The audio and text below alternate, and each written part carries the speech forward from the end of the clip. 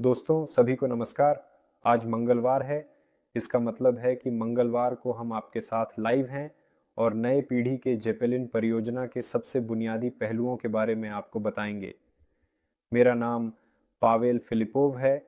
मेरे साथ Fedor Konstantinov हैं और आज हम न केवल आपको हमारे परियोजना के बारे में सबसे दिलचस्प बातें बताएंगे, बल्कि आपके सवालों का भी जवाब देंगे।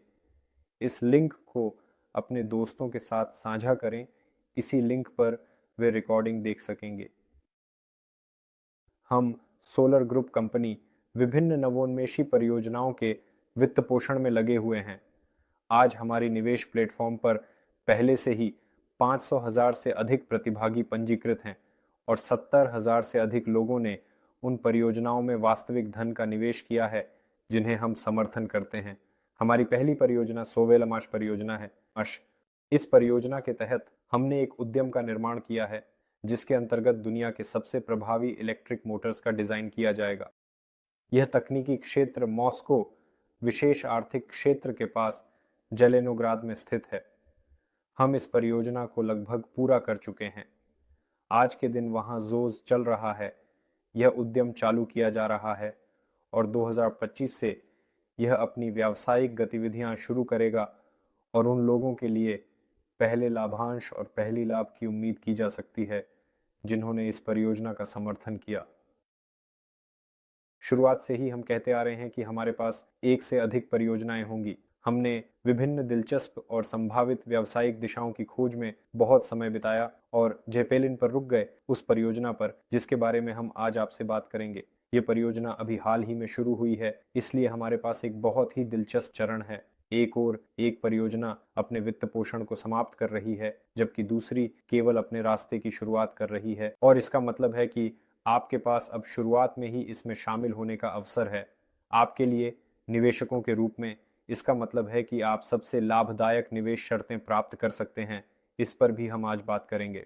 निवेशकों के लिए लाभों पर सीधे जाने से पहले उन लोगों के लिए जो हमारे निवेश परियोजनाओं में भाग लेते हैं, मैं परियोजना के बारे में बात करना चाहता हूं कि हमने इसे क्यों चुना और यह सवाल मैं फ्योदोर को संबोधित करना चाहता हूं। फ्योदोर एक ऐसे व्यक्ति के रूप में जिसने कई आविष्कारकों, टीमों, इंजीनियरों के साथ बातचीत की है, जिसने कई विचारों को देखा है जिनमें से कुछ के बारे में आप भी नहीं जानते क्योंकि वे इतने सार्वजनिक नहीं थे। फ्योदोर, आखिरकार जेपेलिन क्यों? सभी को नमस्कार। तो जेपेलिन क्यों? क्योंकि जेपेलिन वास्तव में शानदार हैं, क्योंकि लोग उन्हें सचमुच भूल गए हैं और अब का समय उन्हें याद करने का है, और यह कई देशों, कंपनियों और विश्लेषकों को वास्तव में पता है।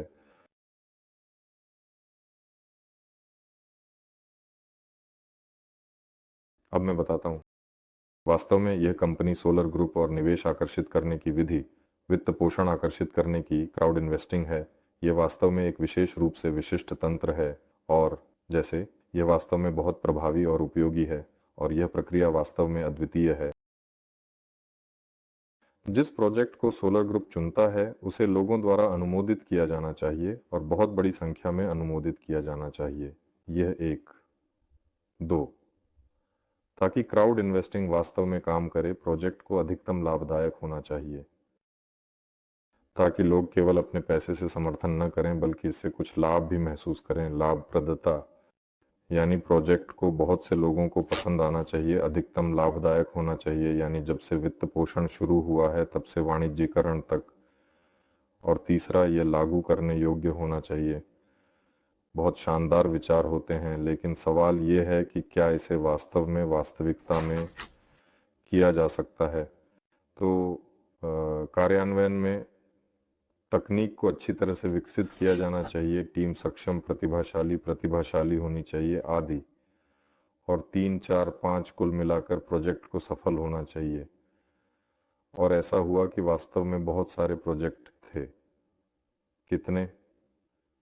6 साल में सोलर ग्रुप ने, मुझे लगता है, सैकड़ों प्रोजेक्ट्स को अपने माध्यम से गुजारा है।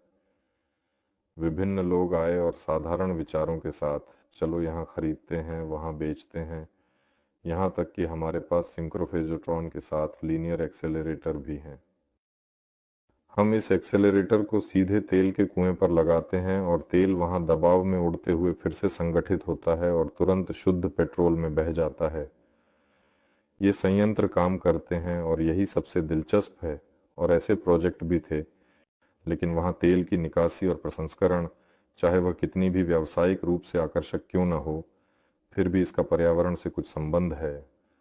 और जब प्रोजेक्ट चुना जाता है तो लोगों की सोच हम सभी की तरह इस पर आधारित होती है कि हमें ग्रह को नुकसान नहीं पहुंचाना चाहिए, बल्कि इसके विपरीत इसे बचाने और पर्यावरण की मदद करने का प्रयास करना चाहिए।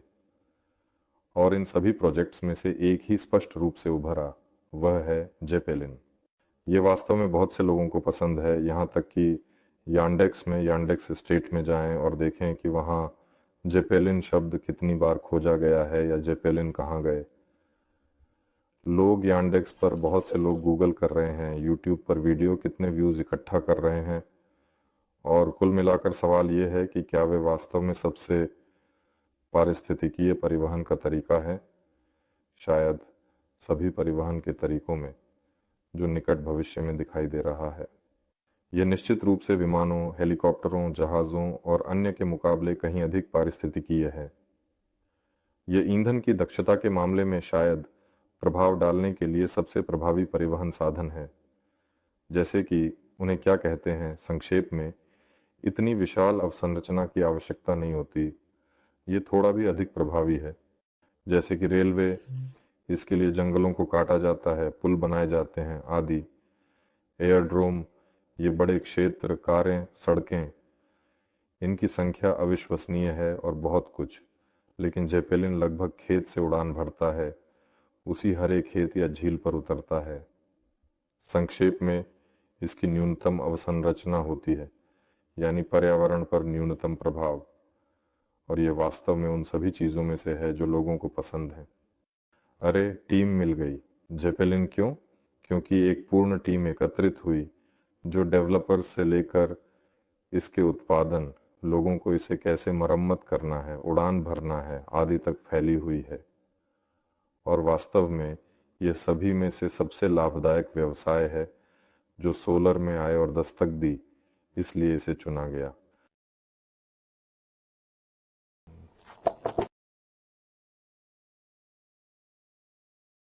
तो तुम कहते हो कि ये सबसे आर्थिक परिवहन है। क्या तुम थोड़ा बता सकते हो, जैसे हम जानते हैं कि जेपेलिन कैसा दिखता है, ये कैसे काम करता है, ये कैसे उड़ता है, और इसके अन्य उड़न यंत्रों की तुलना में क्या फायदे हैं? बता सकता हूँ। इसका मुख्य लाभ यह है कि यह उड़ता नहीं है बल्कि तैरता है। जैसे एक सामान्य नाव जो झील में छोड़ी जाती है, वह स्थिर पानी पर खड़ी रह सकती है और डूब नहीं सकती। इसके लिए उसे ऊर्जा खर्च करने की आवश्यकता नहीं होती, वह बस पानी पर खड़ी रहती है। इसी तरह यदि जेपेलिन संतुलित होगा, उदाहरण के लिए पीछे की ऊंचाई पर, तो वह भी उस नाव की तरह बस हवा में खड़ा रहेगा। और इस समय यह हेलीकॉप्टर से कैसे अलग है? इस बात से कि हेलीकॉप्टर अपनी पंखों को घुमाता है ताकि वह एक जगह पर बना रह सके, यानी ईंधन खर्च करता है। जेपेलिन ईंधन खर्च नहीं करता। हाँ, इसे विभिन्न स्थिरीकरण प्रणालियों की आवश्यकता होती है, क्योंकि इस दिशा से हवा चल सकती है या कुछ और हो सकता है। लेकिन यह तुलना में बहुत कम है, यह हेलीकॉप्टर से बहुत बहुत कम है, लगभग शून्य। यदि जेपेलिन पर और नहीं होंगे बल्कि ऊपर सौर पैनल लगाए जाएंगे, तो सौर ऊर्जा इसे स्थिर रखने और किसी तरह स्थिति निर्धारित करने के लिए पर्याप्त होगी। एक विमान को हवा में बने रहने के लिए उसे प्रोपल्सिव गति की आवश्यकता होती है, यानी जब वह आगे उड़ता है तो पंख पर लिफ्ट बल उत्पन्न होते हैं और इस प्रकार वह हवा में बना रहता है। फिर से वह ईंधन खर्च करता है। यही जेपेलिन को विमान, हेलीकॉप्टर, क्वाडकॉप्टर, ऑन्टोजियर, स्क्रीन प्लेन और वास्तव में सब चीज़ों से अलग बनाता है। जेपेलिन की तुलना याचाओं, नावों और समुद्री बड़े मालवाहक जहाज़ों से की जा सकती है। और सुरक्षा के मामले में लोग याद करते हैं कि वे कभी वहां थोड़ा जल गए थे, तो अब स्थिति कैसी है? आधुनिक समय में कुछ भी नहीं जलता, जेपेलिन नहीं है। वास्तव में हाँ, कुछ ऐसा हुआ, नहीं जानता। अंतर्राष्ट्रीय जेपेलिन और उनकी सुरक्षा की प्रतिष्ठा को कमजोर करने के लिए इस शब्द के शाब्दिक अर्थ में गिंडेनबर्ग को जला दिया गया और सभी के दिमाग में एक चित्र है, जैसे ये जलता हुआ गिंडेनबर्ग गिर रहा है, वहां से लोग भागते हैं और जैसे कि यह राज्य के लिए खतरनाक है। लेकिन वास्तव में गिंडेनबर्ग कई वर्षों तक संचालित होता रहा और यूरोप से अमेरिका उड़ान भरता रहा और वहां सैकड़ों हजारों उड़ानें बिना किसी दुर्घटनाओं घटनाओं आदि के हुई और यह लगभग एकमात्र तरीका था इतनी दूर और आराम से यात्रा करने का। हाँ, जल गया क्योंकि अंदर हीलियम का उपयोग किया गया था। यह सब बहुत आसानी से गूगल किया जा सकता है। अमेरिकियों के पास हीलियम था जिसे उन्होंने जर्मनों को नहीं बेचा, इसलिए इसे हाइड्रोजन से भरना पड़ा। जेपेलिन यह एक है। 2, सभी कपड़े, आवरण और अन्य सभी कपास के आधार पर थे। यह भी, जैसे हाइड्रोजन, आसानी से जलता है और स्वयं की संरचनाएं भी ऐसे मिश्र धातुओं से बनी थीं जो थोड़ी सी गर्मी पर प्रतिक्रिया करती थीं। संक्षेप में, गिंडेनबर्ग वही जलता हुआ एक बारूद की बोरियों की तरह था जिसे केवल एक चिंगारी की कमी थी, और यह बारूद की बोरियां कुछ वर्षों तक बिना किसी दुर्घटनाओं के संचालित होती रहीं। और अंत में वहां एक प्रसिद्ध कहानी है जिसमें असाधारण संख्या में पत्रकारों को बुलाया गया बिना किसी कारण के। इससे पहले ऐसा नहीं हुआ था और यह प्रभाव में जल गया, लेकिन फिर भी या तो चालक दल का 1/3 यात्रियों के साथ बच गया या 2/3। अधिकांश यात्रियों, हाँ, बहुत सारे। और आधुनिक जेपेलिन सबसे पहले, यह निश्चित रूप से हीलियम पर है। यह निश्चित रूप से अग्नि प्रतिरोधी कपड़ों, संरचनाओं, सामग्रियों आदि के कारण है। इसमें आधुनिक नियंत्रण, अग्निशामक प्रणाली आदि हैं और इसे सूचीबद्ध किया जा सकता है कि यह जलता नहीं है, टूटता नहीं है, विस्फोट नहीं होता है आदि।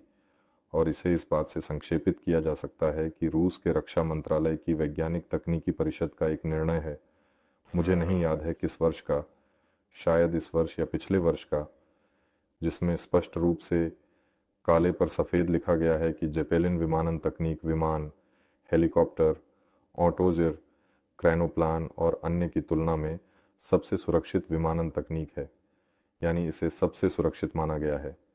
वैज्ञानिक तकनीकी परिषद, मुझे लगता है इसके आगे चर्चा करने की आवश्यकता नहीं है। आज जेपेलिन क्षेत्र में कौन से अनुप्रयोग जैसे सबसे अधिक प्रासंगिक या व्यावसायिक रूप से आकर्षक हैं? 2 रास्ते हैं।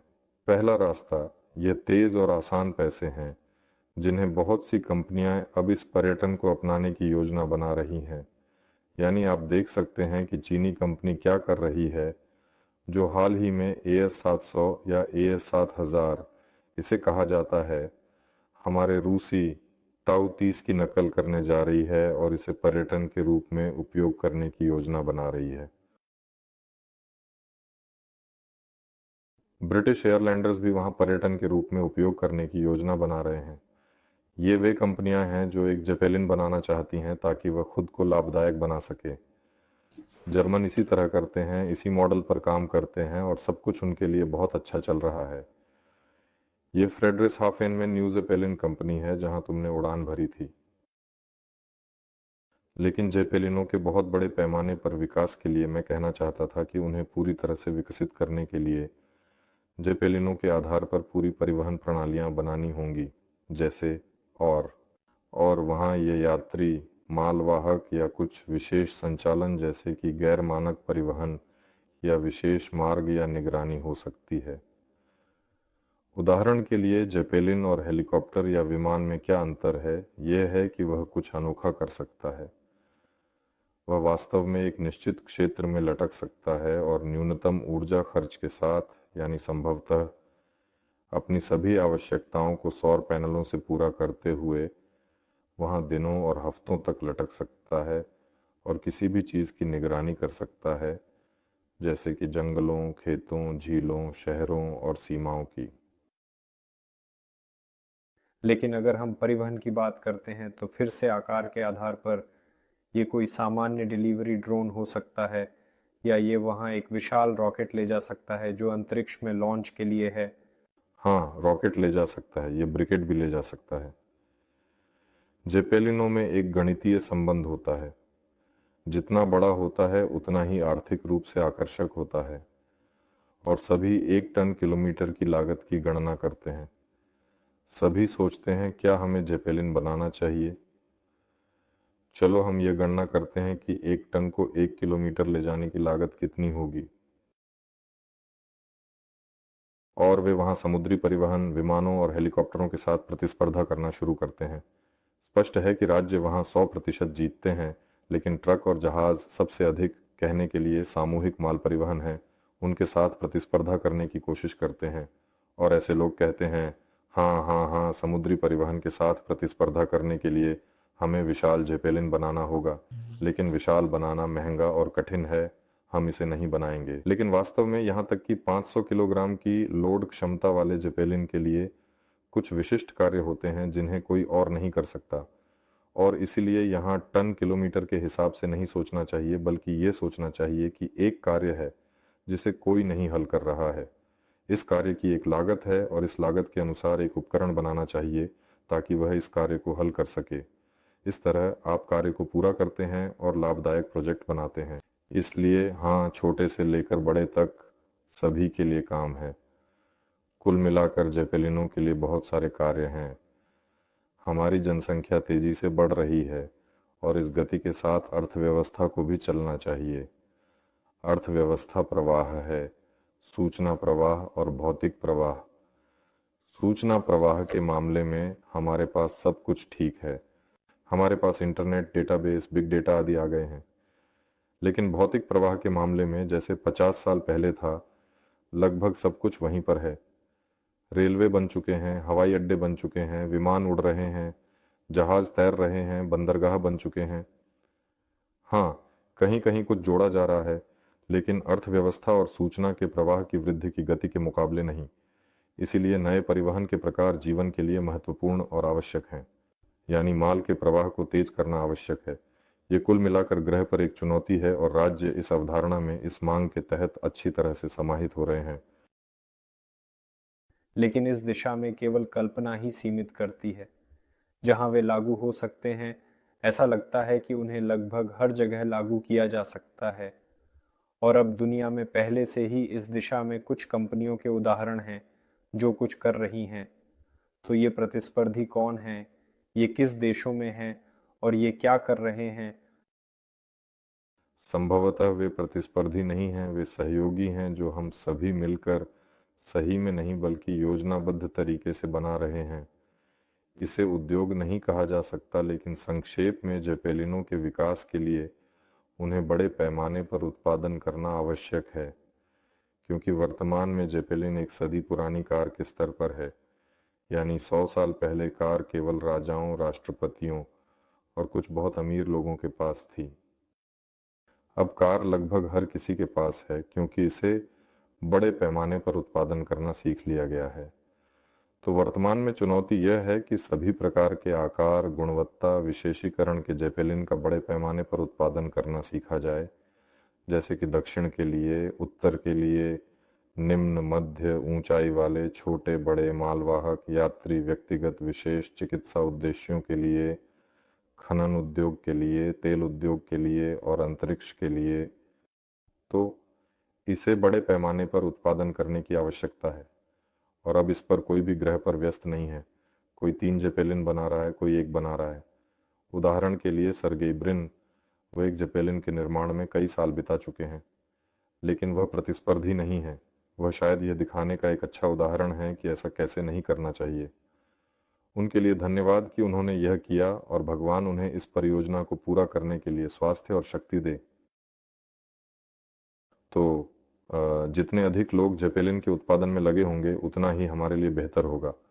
इसलिए ये प्रतिस्पर्धी नहीं है। लेकिन संक्षेप में हमारे सहयोगी कौन हैं? सर्गेई ब्रिन, वह एक कठोर जेपेलिन बना रहे हैं। वह सबसे बड़ा, यानी आधुनिकता में सबसे बड़ा होने का दावा करते हैं, ये सच है। तो एयरलैंडर अपने जेपेलिन बना रहे हैं जो हाइब्रिड प्रकार के हैं। वे केवल एरोस्टैटिक्स के माध्यम से किसी भी भार को नहीं उठाते, बल्कि अपनी आकृति के कारण गति के दौरान उनकी वायुगतिकी में सुधार होता है। ऐसे उपकरणों को हाइब्रिड कहा जाता है। वे पर्यटन के लिए उपकरण बना रहे हैं। ब्रिंग वैसे ये दावा करते हैं कि उनका जेपेलिन बचाव कार्यों के लिए होगा, जैसे कि आपातकालीन सेवाएं, जब हेलीकॉप्टर या विमान नहीं उतर सकते तो यह चीज़ उड़ती है, लटकती है और कुछ उपयोगी काम करती है। एक चीनी कंपनी है, नाम याद नहीं आ रहा, लेकिन अगर याद भी आता तो मैं उसे सही से नहीं बोल पाता। उसने हमारे AU-30 की एक प्रति बनाई है जिसे थोड़ा संशोधित किया गया है। इस वर्ष इसका परीक्षण किया गया और इसे प्रमाणन मिला।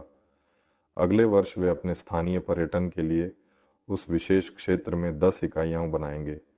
इन बड़े लोगों में से संभवतः ये वही हैं जो वास्तव में अक्सर चलते हैं, लेकिन कुछ और भी हैं। वैसे मैं वास्तव में लगातार समाचारों में किसी नए को देखता हूँ जो ये लॉन्च कर रहे हैं। लगभग फ्रांसीसी नहीं, वे सब वादा करते हैं। फ्रांसीसी जो वादा कर रहे हैं कि अगले वर्ष वे पूरी तरह से हरे जेपेलिन का निर्माण करेंगे, जो केवल सौर पैनलों द्वारा उत्पन्न विद्युत ऊर्जा पर चलेगा और पर्यटन के लिए कहीं उड़ान भरेगा। हालांकि 5 साल पुरानी रेंडरिंग के अलावा अभी तक कुछ नहीं देखा गया है। वास्तव में ऐसे कई प्रोजेक्ट हैं, लेकिन छोटे प्रोजेक्ट भी हैं, जैसे कि अफ्रीका में फ्रांसीसी और अफ्रीकियों ने मिलकर एक छोटा जेपेलिन ड्रोन बनाया है और इस ड्रोन की मदद से वे दूर दराज के गांवों में चिकित्सा सामग्री पहुंचाते हैं और ये पहले से ही व्यावसायिक उपयोग में है। उनमें जर्मन हैं जो अपने 2 उपकरणों पर पर्यटन का आयोजन करते हैं। अफ्रीकियों के पास छोटे ड्रोन हैं और वे इससे पहले से ही कमाई कर रहे हैं। मुझे याद नहीं है कि उनकी संख्या कितनी है, लेकिन वे वहाँ कुछ ही हैं, 1 से 2 के आसपास। एक और छोटी यूरोपीय कंपनी है जिसने बिजली की लाइनों की निगरानी के लिए एक छोटा जेपेलिन ड्रोन भी जारी किया है। अगर इस पर अभी वाणिज्यिक उपयोग है या नहीं तो गूगल करना पड़ेगा, लेकिन मुझे याद नहीं है कि ऐसा कुछ था। तो इस तरह या उस तरह वर्तमान में कई कंपनियां हैं जो कुछ न कुछ लॉन्च कर रही हैं। आज हमने स्ट्रेटोस्फेरिक उपकरणों के बारे में भी नहीं कहा। अमेरिकी स्ट्रेटोस्फेरिक उपकरण हाल ही में लॉन्च किया गया, छोटा सा। ऐसे उपकरणों आवश्यकता किस लिए है? वैसे उन्होंने 2 भी लॉन्च किए। एक उन्होंने परीक्षण के रूप में पर्यटन के लिए लॉन्च किया। यह एक स्ट्रेटोस्ट्रेट है। यह एक आवरण है जो उठाने वाले गैस से भरा होता है और नीचे बस कुछ निश्चित संख्या के लोगों के लिए कैप्सूल लटके होते हैं। उन्होंने वहां स्वाभाविक रूप से जीवित लोगों के बजाय कुछ मॉडल रखे, ऊपर छोड़ा और यह नीचे उतरा, पर्यटन के उद्देश्य से बस स्ट्रेटोस्फीयर में चढ़ने और देखने के लिए। वास्तव में यह एक बहुत अच्छा प्रोजेक्ट है। अगर सब कुछ सफल होता है तो यह बहुत शानदार होगा। अफसोस है कि यह हमेशा की तरह केवल सबसे अमीर लोगों के लिए है। वहाँ टिकटों की कीमतें कुछ अविश्वसनीय पैसे होंगी, जैसे कि ब्रिटिश अपने एयरलैंडर्स के लिए लगभग $200,000 प्रति टिकट बना रहे हैं। इस उपकरण के लिए भी भुगतान करना होगा। फिर से ये सब बहुत अमीर लोगों के लिए किया जा रहा है। ये एक स्ट्रेटोस्फेरिक प्रोजेक्ट है जिस पर हाल ही में काम किया गया। दूसरा स्ट्रेटोस्फेरिक उपकरण अमेरिकी है। यह अब गेंद नहीं है, यानी यह अब एक गोला नहीं है, बल्कि यह एक छोटे डायरेक्टिजेबल की तरह है। यह उपकरण इसमें उपयोगी भार डालने के लिए बनाया गया है, जैसे कि संचार के लिए रिट्रांसमीटर या पृथ्वी की दूरस्थ संवेदन या दोनों, डेटा का संचार, कुछ वैज्ञानिक जानकारी इकट्ठा करना आदि। लेकिन भार के साथ सब कुछ स्पष्ट है, तकनीक के साथ थोड़ा मुश्किल है। अमेरिकियों के पास पहले गूगल लून कार्यक्रम था, जब उन्होंने स्ट्रेटोस्फीयर में स्ट्रेटोस्ट्रेट्स लॉन्च किए और सफलतापूर्वक इंटरनेट प्रदान किया, न कि अंतरिक्ष से, न ही मोबाइल टावर से, बल्कि स्ट्रेटोस्फीयर से। यह एक बहुत संभावनाशील दिशा थी, लेकिन कोविड के कारण, साथ ही राजनीति और गूगल के साथ, सब कुछ एक दूसरे पर प्रभाव डाल गया और परियोजना बंद कर दी गई। अब अमेरिकियों ने फिर से ऐसे प्रोजेक्ट लॉन्च करना शुरू किया है, लेकिन अब ये स्ट्रेटोस्ट्रेट्स के रूप में नहीं, बल्कि स्ट्रेटोस्फेरिक डायरेक्टिजेबल के रूप में है। हाल ही में पहला उड़ान भरा। हाँ, और वे वहाँ क्यों उड़ान भरते हैं? अगर पर्यटन के लिए सब कुछ स्पष्ट है तो इसकी आवश्यकता क्यों है? हाँ, यह इसलिए आवश्यक है क्योंकि यह वास्तव में अंतरिक्ष प्रणालियों के साथ प्रतिस्पर्धा है। कक्षीय, स्थिर, छोटे उपग्रहों के साथ प्रतिस्पर्धा है, जैसे कि एलोन मस्क द्वारा इंटरनेट प्रदान करने वाले स्टारलिंक। हाँ, कोई भी उपग्रह यहाँ से रॉकेट पर उड़ान भरता है। डायरेक्टिजेबल अपनी उपयोगी भार के साथ वहाँ खुद ही उठता है। कक्षा में लटके हुए किसी भी उपग्रह को केवल अस्थायी रूप से काम करना बंद कर सकता है या वायुमंडल में जल सकता है। उसे बदलना या मरम्मत करना असंभव है। उपयोगी भार के साथ डायरेक्टिजेबल नीचे उतर सकता है, इस उपयोगी भार को बदल सकता है, मरम्मत कर सकता है, उसकी सेवा का समय बढ़ा सकता है और वापस भेज सकता है। अंतरिक्ष में लॉन्च किए गए उपग्रह अपनी दिशा नहीं बदल सकते। वे थोड़ी बहुत कक्षा की ऊंचाई बदल सकते हैं अगर ये निम्न कक्षा के उपग्रह हैं, लेकिन सामान्यतः एक कक्षा में पहुंचकर बस चले जाते हैं। यानी स्ट्रैटोस्फेरिक डायरेक्टिजेबल अपनी जगह बदल सकता है और सब कुछ इस पर निर्भर करता है कि स्ट्रैटोस्फेरिक उपकरणों नियंत्रित डायरेक्टिजेबल के लिए एक बहुत बड़ा बाजार है जो वही कार्य कर सकते हैं जो उपग्रह करते हैं, बस बहुत सस्ते और बेहतर तरीके से, क्योंकि ऊंचाइयां भी अलग अलग होती हैं और सभी वहां पहुंचने की कोशिश कर रहे हैं। हम भी इस पे काम करेंगे। हम वायु परिवहन में भी संलग्न होंगे। इसमें कोई भी ऊंचाई शामिल है जब तक हवा है। तो चलो हम अधिक विस्तार से बात करते हैं हमारे बारे में। कंपनी नोवा, या जैसा कि अब इसे कहा जाता है एरोनोवा, बताओ परियोजना के तहत क्या किया जाएगा, कौन से संपत्तियां बनाई जाएंगी, ये कंपनी कैसे कमाएगी, कौन से झेपेलिन बनाएगी, ये खुद को कैसे प्रस्तुत करेगी, ये वास्तव में कहाँ जा रही है। ये टीम वास्तव में क्या है, क्या हम इससे शुरू कर सकते हैं? हाँ बिल्कुल, हम ज़रूर टीम से शुरू कर सकते हैं। अब कौन सा महीना चल रहा है? परियोजना का तीसरा महीना पूरा हो रहा है, लगभग 2 दिन में। और इस 3 महीने में हमारे पास इंजीनियरिंग केंद्र की टीम बन गई है जो सीधे विकास, परीक्षण और उत्पादन में लगी हुई है। लगभग 20 लोग इस टीम में शामिल हुए हैं और इस टीम में मुख्य रूप से वे इंजीनियर, डिजाइनर और निर्माता हैं जो आधुनिक रूस में जेपेलिन के विकास और निर्माण में लगे हुए थे। हमारे देश में एक ऐसी कंपनी थी जो जेपेलिन के उत्पादन में लगी हुई थी। उन्होंने लगभग 15 या 20 विभिन्न उपकरण बनाए, छोटे 1-2 सीट वाले से लेकर काफी बड़े, जैसे कि न्यू जेपेलिन। ये AU-30 थे। उन्होंने इनका उपयोग किया और बेचा, और न केवल रूस में बेचा बल्कि थाईलैंड में भी बेचा गया और फ्रांसीसियों के लिए भी वहां इकट्ठा किया गया और बेचा गया।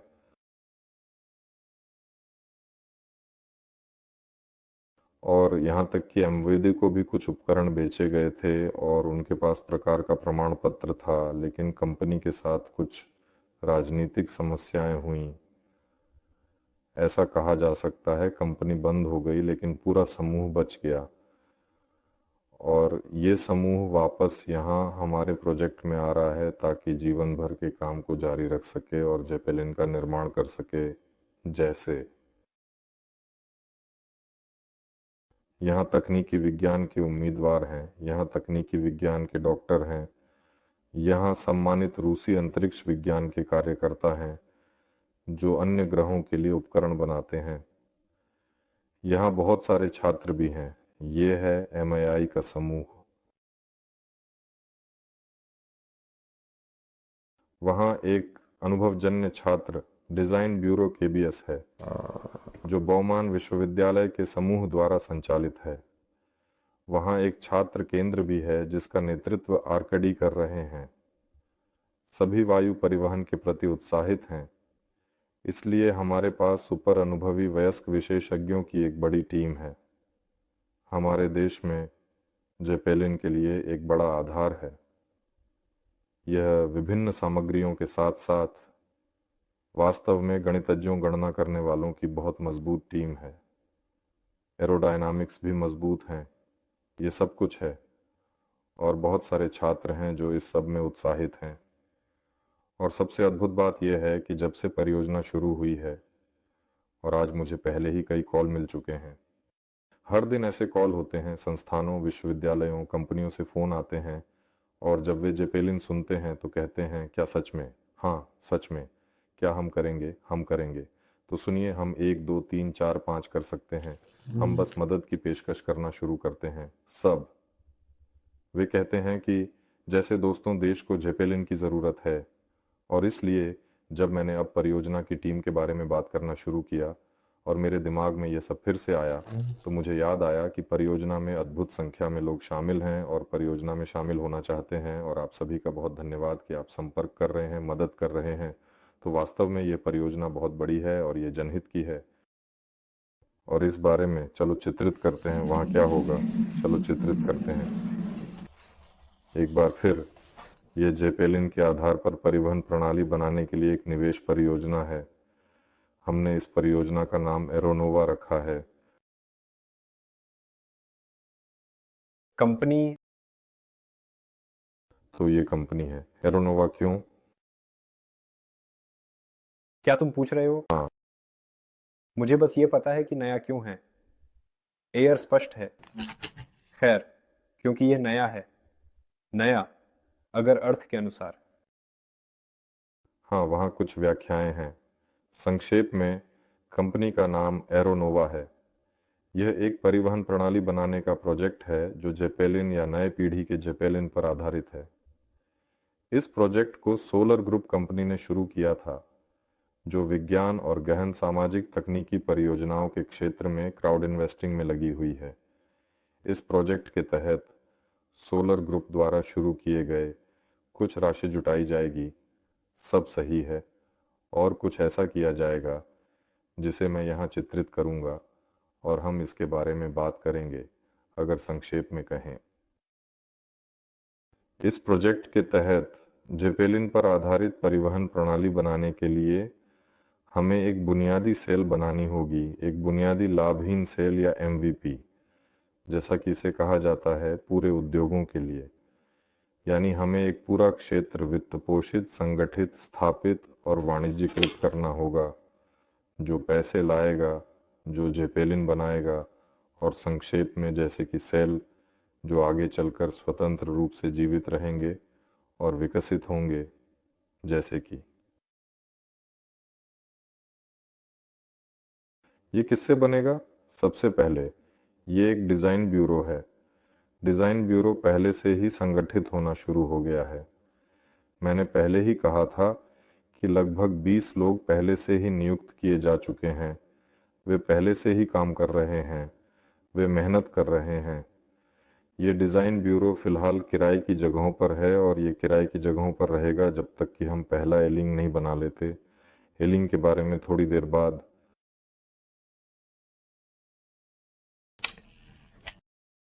यह डिज़ाइन ब्यूरो वर्तमान में पहले उपकरण के विकास में लगा हुआ है। इस डिज़ाइन ब्यूरो का मुख्य उद्देश्य अत्याधुनिक तकनीकों का विकास और उनके अनुप्रयोग की संभावनाओं का अन्वेषण करना है। यह उपकरण आधुनिक तकनीकों और अन्य क्षमताओं की संभावनाओं का प्रदर्शन करेगा। हम पहले ही तय कर चुके हैं कि यह उपकरण क्या होगा।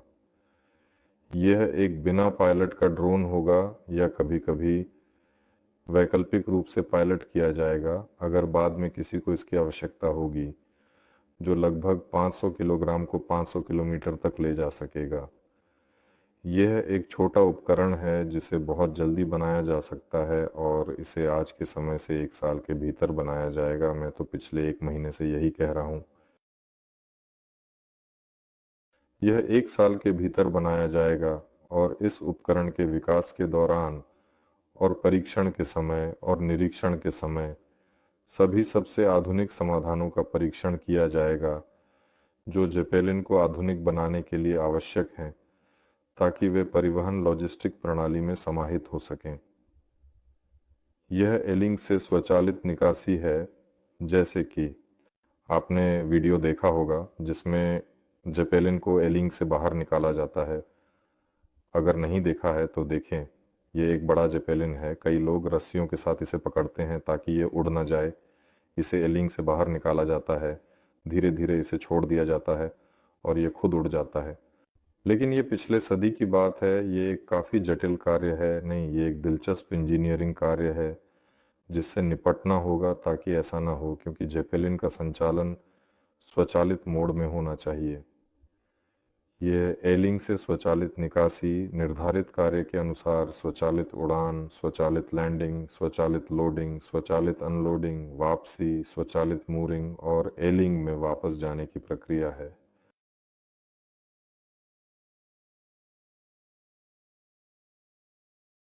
और इन सभी गुणों, इन कार्यों को सभी भविष्य के जेपेलिनों में होना चाहिए, लेकिन सब कुछ पहले छोटे पर काम किया जाएगा ताकि यह जल्दी हो। और दूसरी बात यह कि यह महंगा ना हो, इसलिए एक छोटे नरम ढांचे वाले उपकरण का निर्माण किया जाएगा जिसमें ऐसी विशेषताएं होंगी और इसके साथ एक स्पष्ट सीमा होगी। हम इसे 12 मीटर की ऊंचाई पर रखेंगे ताकि यह किसी भी विमानन हैंगर में समा सके, ताकि इसके लिए कुछ नया न बनाना पड़े। और हम पहले से ही समझ चुके हैं कि इसकी गति लगभग 120 किलोमीटर प्रति घंटे होगी, अधिकतम 100, और क्रूजिंग स्पीड भी कुछ इसी तरह की होगी। और इसके बारे में और भी कुछ समझा गया है। वर्तमान में डिज़ाइन ब्यूरो इस पर काम कर रहा है। यह उपकरण नए तकनीकों का प्रदर्शन करने वाला है, संगठनात्मक क्षमताओं का प्रदर्शन करने वाला है, ये दिखाने के लिए कि क्या संभव है, और इसके माध्यम से और भी तरीके विकसित किए जाएंगे। ठीक है, कंप्यूटर डिज़ाइन के बारे में बाद में बात करेंगे, लेकिन वास्तव में पिछले जेपेलिन पुराने तरीके से कागज़ पर बनाए गए थे। ये जेपेलिन पूरी तरह से आधुनिक डिज़ाइन उपकरणों की मदद से बनाया जाएगा। ये PLM system, CAD, CAM, CAED हैं, सब स्पष्ट है। डिज़ाइन ब्यूरो इस पर कहने के लिए सीखेगा नहीं सीखेगा, बल्कि रूपांतरित होगा और इसका उपयोग करना अनिवार्य होगा। यहाँ मैं यही कहना चाहता था कि श्रृंखलाबद्ध उत्पादन के तरीके विकसित किए जाएंगे और यह उपकरण पहले से ही श्रृंखलाबद्ध उत्पादन के लिए संभव होगा और इसके लिए व्यावसायिक रूप से मांग है। और हमारे देश के दूर उत्तर में याकुतिया में भी मांग है, जहां सोवियत विमानों के अपने अंतिम उड़ान घंटे पूरे हो रहे हैं। छोटी विमानन के लिए कोई विकल्प नहीं है और संभवतः हम इसे तैयार कर लेंगे और यह खुशी खुशी इन सभी कार्यों को पूरा करेगा। केवल यह और भी आर्थिक रूप से अधिक व्यावहारिक होगा। इसके बाद इस उपकरण के बाद एक कठोर उपकरण का निर्माण किया जाएगा जो पूरी तरह से अलग लोड क्षमता का होगा। यह 10 टन का कठोर प्रकार का उपकरण होगा, कठोर संरचना के साथ, यानी यदि यह नरम है तो यह पहले से ही कठोर होगा। 10 टन उठाने की क्षमता के साथ, 1000 किलोमीटर तक ले जाने की क्षमता के साथ, 120 किलोमीटर प्रति घंटे से अधिक की गति के साथ। और इस उपकरण के लिए एक हॉल भी बनाया जाएगा। जैसे हॉल वास्तव में जेपेलिन के भंडारण के लिए कोई गैरेज नहीं है, ये वास्तव में एक असेंबली शॉप की तरह है। ये सचमुच एक मरम्मत की दुकान की तरह है, यानी जहां उन्हें वास्तव में श्रृंखलाबद्ध रूप से उत्पादन किया जाना चाहिए। हॉल संभवतः 2 जेपेलिन के लिए बनाया जाएगा। ये जेपेलिन के उत्पादन के लिए वास्तव में एक मिनी फैक्ट्री की तरह है। यानी यदि 1 साल के भीतर हम इस उपकरण को हवा में उठाते हैं, वहां इसका परीक्षण संचालन शुरू करते हैं, आगे की प्रमाणन प्रक्रिया और इसके श्रृंखलाबद्ध उत्पादन की व्यवस्था करते हैं, तो 6 महीने के भीतर हम इस उपकरण के लिए सामरिक तकनीकी आवश्यकताओं को समन्वयित और अनुमोदित करना शुरू कर देंगे। जिसके बाद हम इसके स्केच प्रोजेक्ट पर जाएंगे और जब स्केच प्रोजेक्ट किसी निष्कर्ष पर पहुंच जाएगा तो हम समझेंगे कि इस उपकरण के लिए हमें कौन से विशेष हॉल की आवश्यकता होगी। और यह आज से लगभग 7-8 महीने में होगा और हॉल के निर्माण की तैयारी शुरू होगी और स्वाभाविक रूप से वहां इन 2 10 टन के उपकरणों के उत्पादन, संचालन और प्रमाणन का विकास होगा। हॉल के लिए कहीं निर्माण करने के लिए स्वाभाविक रूप से कहीं से ज़मीन लेनी होगी, या तो ज़मीन को किराए पर लेना होगा या किसी की ज़मीन पर साझेदारी में यह करना होगा या ज़मीन खरीदनी होगी। परियोजना के लिए ज़मीन खरीदना सबसे अच्छा होगा क्योंकि यह एक स्थायी तत्व है। लेकिन इसके अलावा एक प्रस्ताव है, दरअसल तुरंत एक एरोग्राड खरीदने का। हमारे पास सोवियत युग की भव्यता के बाद, जब छोटी विमानन हर जगह थी, बहुत सारे एरोग्राड बचे हैं और वे जीवित रहने की स्थिति में हैं। बहुत से एरोग्राड को तो लगभग मुफ्त में दिया जा रहा है और यह हमारे लिए एक तरफ से बुरा है, लेकिन वास्तव में यह अच्छा हो सकता है क्योंकि हमें ज़मीन शून्य से खरीदने की आवश्यकता नहीं पड़ेगी। किसी एरोग्राड को लेना आसान होगा। और एक विशेष एरोग्राड है जिसे हम ले सकते हैं। यह पहले से ही जनरल प्लान में एरोग्राड के रूप में है और प्रशासन के साथ सभी कार्य किए गए हैं। यह परियोजना के लिए कुछ वर्षों की बचत कर सकता है और ऐसा ही किया जाएगा। तो संक्षेप में 3-5 वर्षों में क्या किया जाएगा? यह एक पूर्ण रूप से कार्यशील डिजाइन ब्यूरो का गठन होगा, श्रृंखलाबद्ध उत्पादन स्थापित होगा, 500 पर 500 के छोटे उपकरणों का उत्पादन और संचालन होगा और आगे चलकर इसे संशोधन के साथ 1 टन और 1000 किलोमीटर तक बढ़ाया जा सकता है। जैसे कि उदाहरण के लिए जमीन खरीदी जाएगी, एक एलिंग बनाया जाएगा जो उत्पादन करने में सक्षम होगा। स्वाभाविक रूप से 10 टन का उपकरण विकसित किया जाएगा और एलिंग में 2 उपकरणों का उत्पादन किया जाएगा, उन्हें प्रमाणित किया जाएगा और यह पूरा सिस्टम उन्हें श्रृंखलाबद्ध रूप से उत्पादन और बिक्री करने में सक्षम होगा। इसके अलावा एक प्रशिक्षण केंद्र होगा, इसके बिना कोई विकल्प नहीं है उड़ान परीक्षण के लिए। LIC केंद्र आधार पर होगा, यानी यहाँ होगा जहाँ एलिंग बनाया जाएगा। प्रशिक्षण केंद्र भी शायद यहीं होगा। प्रशिक्षण केंद्र पायलटों, तकनीशियनों और इंजीनियरों को तैयार करने के लिए आवश्यक है। जेपेलिन के साथ परिचित कराना, स्वाभाविक रूप से उन्हें कैसे संचालित करना है, उनकी देखभाल कैसे करनी है और उन्हें कैसे मरम्मत करनी है। वास्तव में बहुत सारे कार्य हैं। और इसके अलावा एक छोटा उत्पादन, श्रृंखलाबद्ध उत्पादन, जब मैं यहाँ बात कर रहा हूँ, वास्तव में बहुत सारे घटक, इकाइयाँ, सामग्री, इलेक्ट्रॉनिक्स वास्तव में पहले से ही हमारे देश में भी उत्पादित की जा रही हैं। और ज़रूरी नहीं है कहें तो फिर से साइकिल का आविष्कार करना। जेपेलिन एक जटिल प्रणाली है जो कई जटिल प्रणालियों से मिलकर बनी है। वह प्रणाली अन्य प्रणालियों से बनी है। तैयार समाधानों का उपयोग करना चाहिए, ऐसा ही किया गया है और किया जाएगा। ऐसे उद्यम हैं जो कंपोजिट सामग्रियों पर काम कर रहे हैं, ऐसे उद्यम हैं जो इंजनों पर काम कर रहे हैं, ऐसे उद्यम हैं जो इलेक्ट्रॉनिक्स पर काम कर रहे हैं। डिज़ाइन ब्यूरो का कार्य जेपेलिन को इस तरह से विकसित करना है कि वह उपलब्ध सामग्रियों से बनाया जा सके, ताकि जो नहीं है उसका आविष्कार न करना पड़े। स्वाभाविक रूप से, लेकिन कुछ तकनीकों और प्रक्रियाओं को अपने पास रखना पड़ेगा। ये आवरण सामग्री हैं, संभवतः इन आवरणों की वेल्डिंग, ये संरचनाएं हैं, नेविगेशन, पायलटिंग परिसर भी संभवतः नहीं, बल्कि एक अच्छा मौका है और एक शानदार टीम है जो इस प्रणाली को स्वतंत्र रूप से विकसित करने के लिए तैयार है।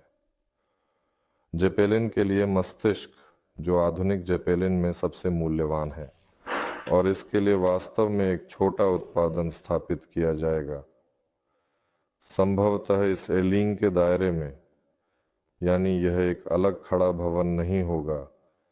यह सब यहाँ व्यवस्थित किया जा सकेगा और डिजाइन ब्यूरो को भी संभवतः स्थानांतरित किया जाएगा। तो 3-5 वर्षों में ड्रोन का श्रृंखलाबद्ध उत्पादन, प्रमाणित 10 टनरों का तैयार श्रृंखलाबद्ध उत्पादन, एलिंग, भूमि, शैक्षणिक केंद्र, उत्पादन का निर्माण।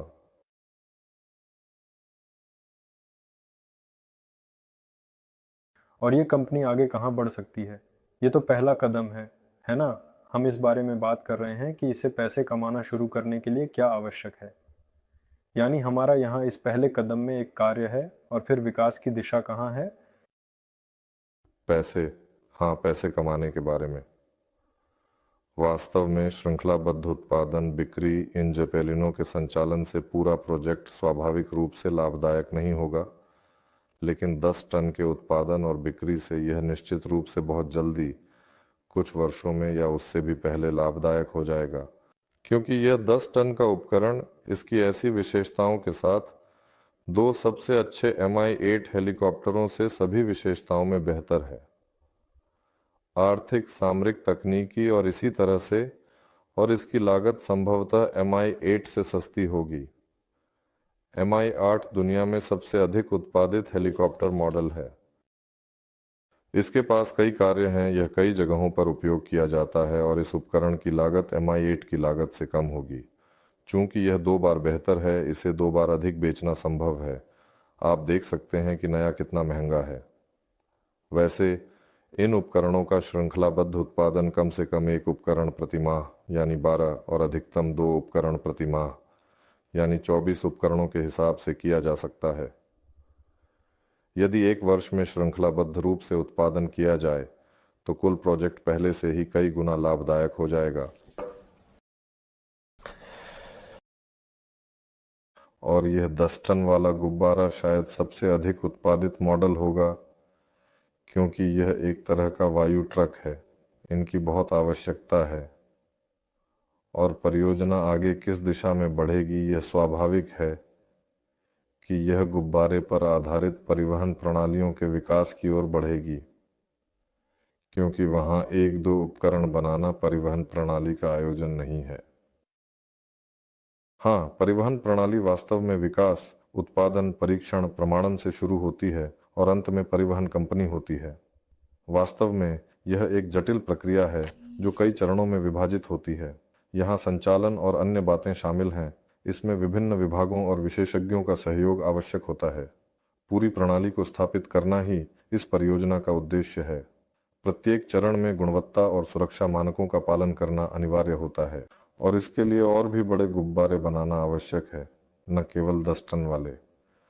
ये 50 टन, 200 टन और सबसे दिलचस्प 200-300 टन के हैं। गुब्बारा पहले से ही 1 टन को 1 किलोमीटर ले जाने की लागत के अपने मानकों के अनुसार सबसे प्रभावी परिवहन बन जाता है। अब सबसे सस्ता समुद्री परिवहन है और समुद्री परिवहन अब दिखाई दे रहा है, लेकिन लॉजिस्टिक प्रणाली संकट में है। हाँ, हम सभी देख रहे हैं कि समाचारों में इन समुद्री आपूर्ति में रुकावटें आ रही हैं। कभी सोवियत नहर में कुछ बंद कर दिया गया तो कहीं और। कुल मिलाकर समुद्री परिवहन अधिकतम क्षमता पर है, क्योंकि यह सबसे सस्ता है और 200 टन के गुब्बारे का आकार समुद्री परिवहन से भी सस्ता हो जाता है और यह समुद्री परिवहन की तुलना में बहुत तेज़ है। वास्तव में यह शायद किसी भी परिवहन की तुलना में तेज़ है, क्योंकि इसे विमान के साथ दौड़ में तुलना करना उचित नहीं है।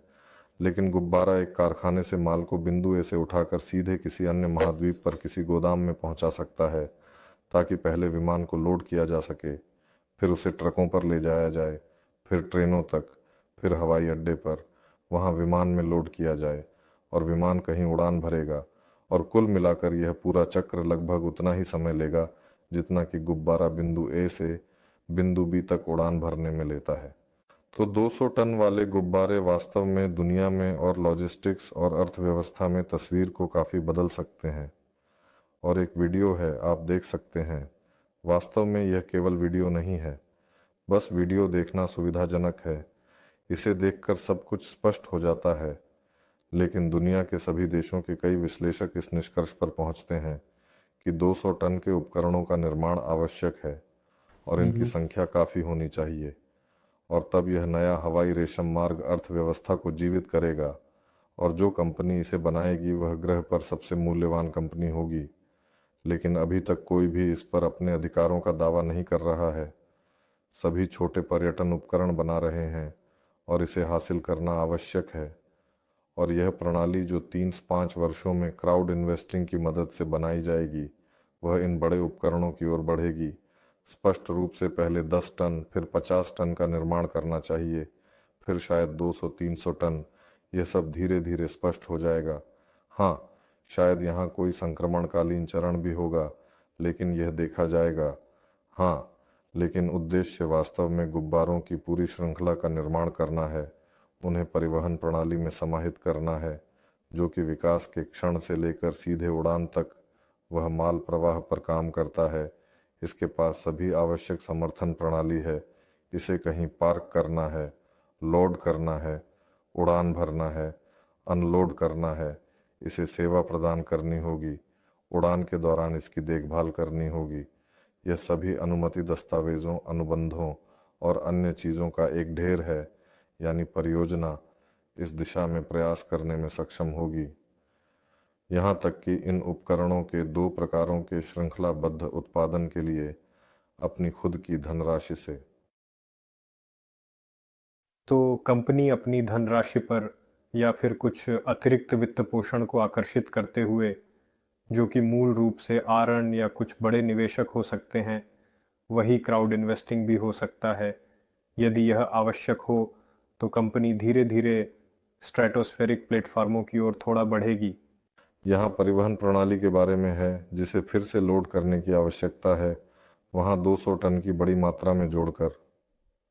हाँ, इस दौरान हर चीज़ से कमाई की जा सकती है, और इस पर और इस पर और 50 टन पर, और 50 टन वास्तव में विभिन्न प्रकार के हो सकते हैं, विशाल पर्यटन जहाज़ों से लेकर उड़ने वाले चिकित्सा केंद्रों तक और तेल और गैस उपकरणों की डिलीवरी तक।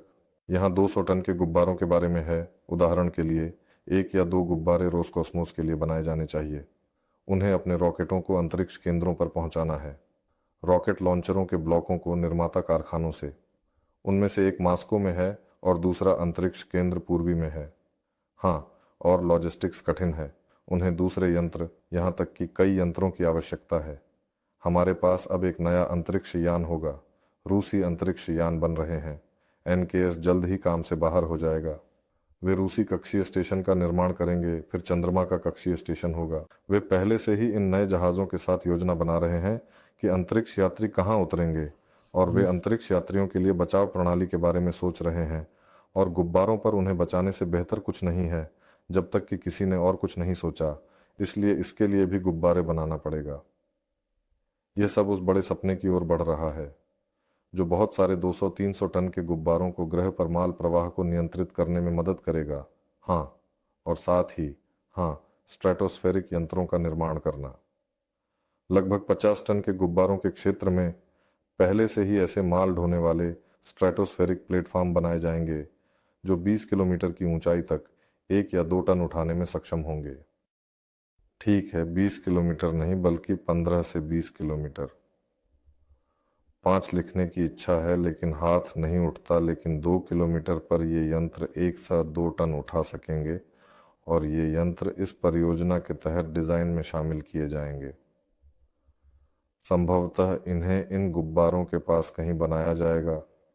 ये 3 से 5 साल नहीं है, ये शायद परियोजना का 6-7 साल है।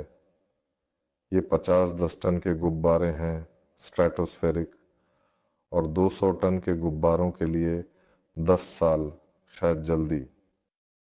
तो पहले पैसे पाने के लिए 10 साल इंतजार करने की आवश्यकता नहीं है। यानी पहले पैसे लोग यहाँ प्राप्त करते हैं, और हम इस बारे में बात कर रहे हैं ताकि लोग संभावनाओं को समझें। खासकर जब लोग पूछते हैं हम कितनी कमाई करेंगे, सवाल है आप 5 साल बाद पूछते हैं कितनी कंपनियां कमाई करेंगी या 10 साल बाद, क्योंकि कंपनियां पूरी तरह से अलग हैं। लेकिन इसके साथ वास्तव में 1 साल 1.5 साल में ही कमाई की जा सकती है, न कि इस तरह।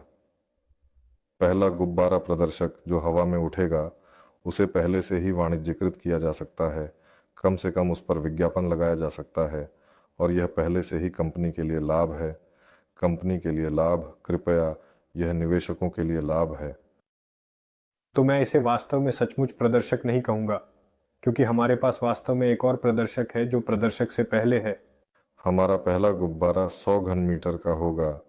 यह पहले से ही गुब्बारे का है, जो वसंत में उड़ान भरेगा। यह इस गुब्बारे का पूरी तरह से पैमाने पर मॉडल होगा। यानी यदि यह 2000 घन मीटर का है, तो यहाँ 100 घन मीटर का होगा, लेकिन यह ज्यामितीय रूप से समान होगा। इसमें सभी नियंत्रण यांत्रिकी होगी, यानी स्टीयरिंग उसी अनुपात में, उसी संख्या में। इंजन उचित शक्ति में उसी स्थान पर होंगे। पंखों के कदम। संक्षेप में, यह इस उपकरण का पूरा मॉडल होगा, विशेष रूप से बिना पायलट के नियंत्रण प्रणाली का परीक्षण करने के लिए, ताकि यह ज़मीन पर नाक के बल गिर सके, पेड़ से टकरा सके, ताकि इसके साथ सब कुछ हो सके, इससे पहले कि हम इस उपकरण का निर्माण करें, ताकि हम इस पर पूरी तरह से प्रणाली को स्केल कर सकें, और हमारे पास इसके नियंत्रण में बुद्धिमत्ता हो, जो मशीन से परिचित हो और इसके साथ कुछ भी भयानक न हो। इसे जल्दी बनाया जाएगा, 1 साल में, और इस पर विज्ञापन भी लगाया जा सकता है। वास्तव में जब यह बड़ा गुब्बारा उड़ान भरेगा, मैं पहले से ही आश्वस्त हूं कि वहां आगे के उपकरणों के लिए प्री ऑर्डर होंगे और पूरी तरह से अग्रिम भुगतान की संभावना है, इसलिए परियोजना में लाभ 3 साल से पहले ही आ जाएगा। सवाल है, क्या इसे वितरित करना चाहिए? हाँ, क्योंकि पहले के लाभ और प्री ऑर्डर बेहतर हैं कि परियोजना में पुनर्निवेश किया जाए। मुझे लगता है ऐसे इच्छुक लोग अधिक हैं। मैं मानता हूं निवेशकों की मानसिकता को समझना आवश्यक है।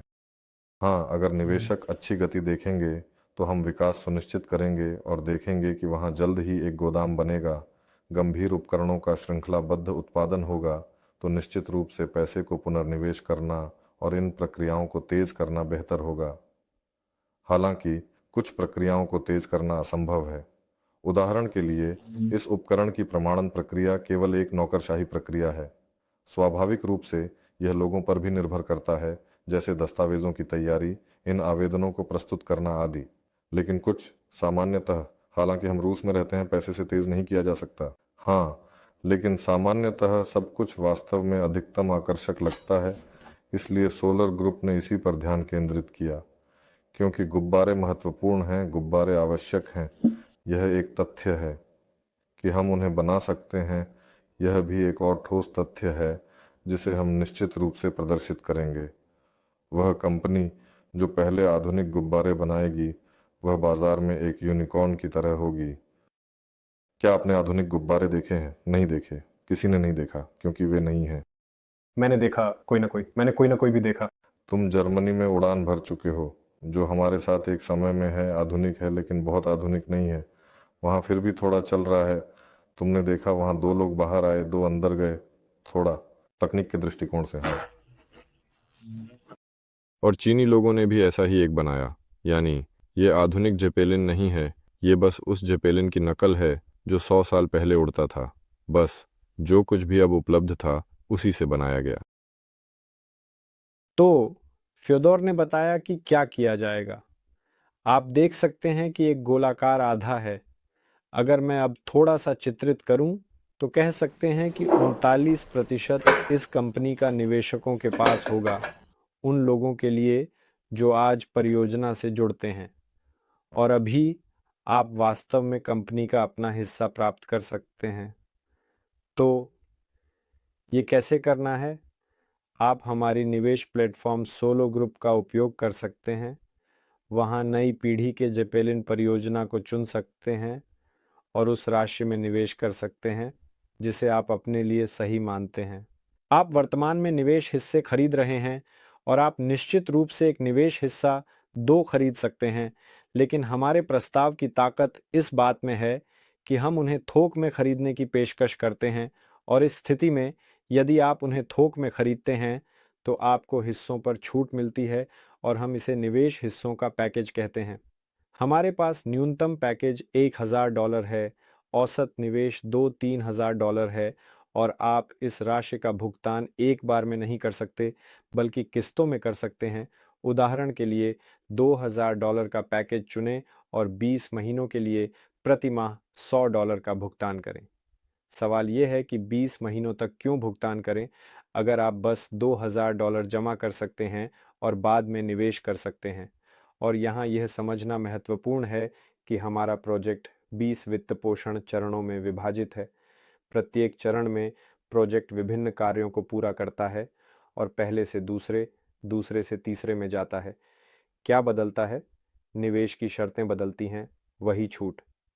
दूसरे शब्दों में, पहले चरण में $1,000 का निवेश करते समय आप हिस्से अधिक प्राप्त करते हैं बनिस्बत यदि आप 10वें निवेश चरण में $1,000 का निवेश करते हैं। सब कुछ बहुत सरल और स्पष्ट है।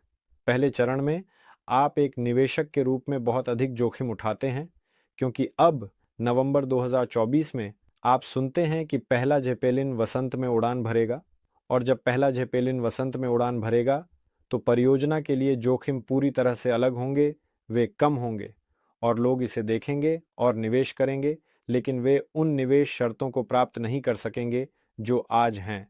उदाहरण के लिए, यानी जोखिम और निवेश की शर्तें एक दूसरे के साथ सहसंबंधित हैं। इसके अलावा आज हमारे प्रोजेक्ट ने अपना वित्त पोषण शुरू किया है, लेकिन यह अभी पहला चरण नहीं है। हमारे पास अभी तैयारी, शून्य, या जैसा कि हम इसे कहते हैं, पूर्व प्रारंभिक वित्त पोषण चरण है। वह चरण जब हम सार्वजनिक रूप से आपके साथ इस प्रोजेक्ट को तैयार कर रहे हैं और इसे आगे के वित्त पोषण के लिए पूरी तरह से विकसित कर रहे हैं, जब हमारी वेबसाइटें, अनुबंध, वित्तीय कानूनी योजनाएं तैयार की जा रही हैं। सब कुछ इसलिए कि सब कुछ स्पष्ट, कानूनी, पारदर्शी और सुलभ हो। वर्तमान पूर्व प्रारंभिक चरण में, जो बहुत जल्द समाप्त होगा, मुझे लगता है कि आप सही तारीख सम्मेलन में जानेंगे, जो 16 नवंबर को हमारे पास वैसे मॉस्को में होगा। आप आ सकते हैं। यदि आपने अभी तक पंजीकरण नहीं कराया है तो पंजीकरण कराएं। नहीं जानता कि क्या स्थान बचे हैं, लेकिन फिर भी। और जब हम वर्तमान पूर्व प्रारंभिक वित्त पोषण चरण से पहले वित्त पोषण चरण में जाएंगे तो निवेश की शर्तें 2 गुना खराब हो जाएंगी। तो आज पहले वित्त पोषण चरण की तुलना में निवेश करना 2 गुना फायदेमंद है। आप एक ही राशि का निवेश करते हुए 2 गुना अधिक हिस्से प्राप्त करेंगे। इस पर ध्यान दें। यदि आपको वह चीजें दिलचस्प लगती हैं जो हम कर रहे हैं, यदि आपको जेपेलिन में रुचि है आपके प्रश्नों के अनुसार, और मैं देखता हूं कि आपको प्रोजेक्ट पसंद है, तो आज निवेश करें, अपने लिए फायदेमंद निवेश की शर्तें सुनिश्चित करें। और इस स्थिति में अरे चलो एक बार फिर संक्षेप में।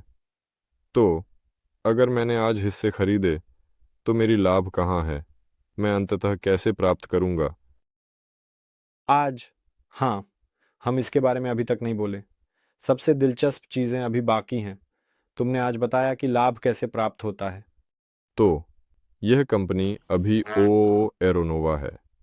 आप गूगल ना करें, नाम केवल 5 दिनों में इंटरनेट पर आएगा।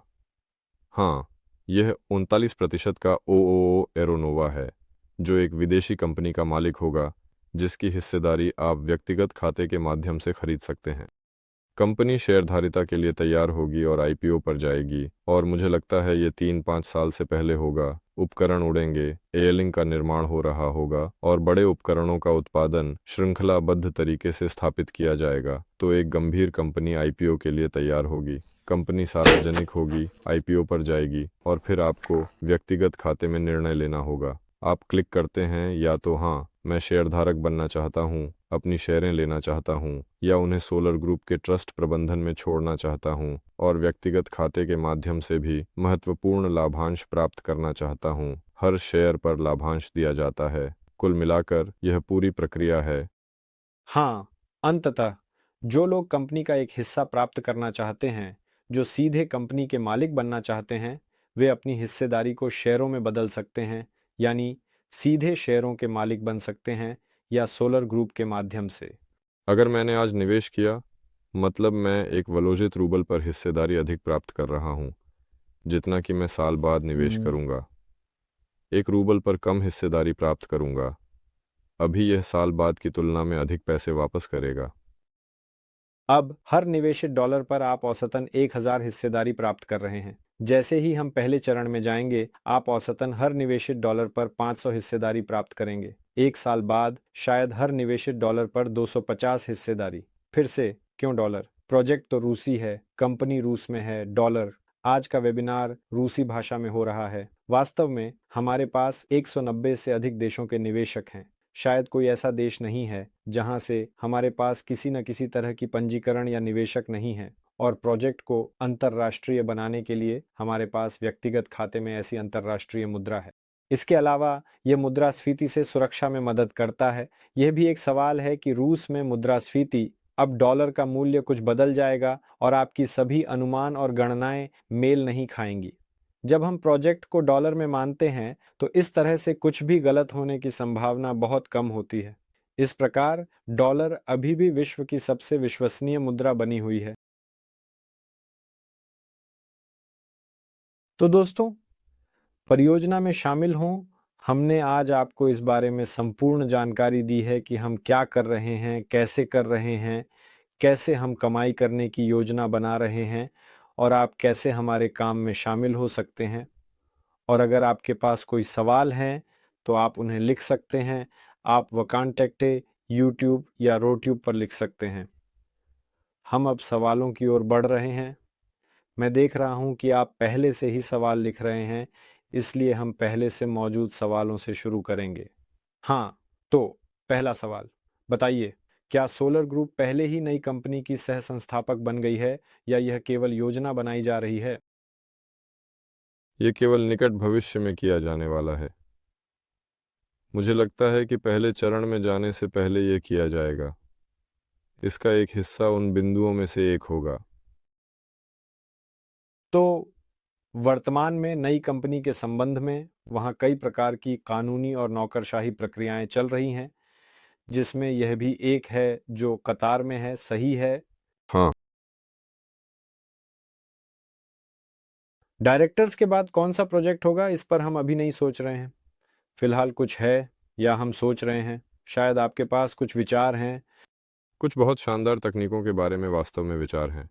क्या उनके बारे में बताया जा सकता है? उदाहरण के लिए, अगर अभी प्रोजेक्ट शुरू करने की आवश्यकता होती, क्या तुम जानते हो कुछ ऐसा दिलचस्प जिसमें तुम खुद शामिल होना चाहोगे?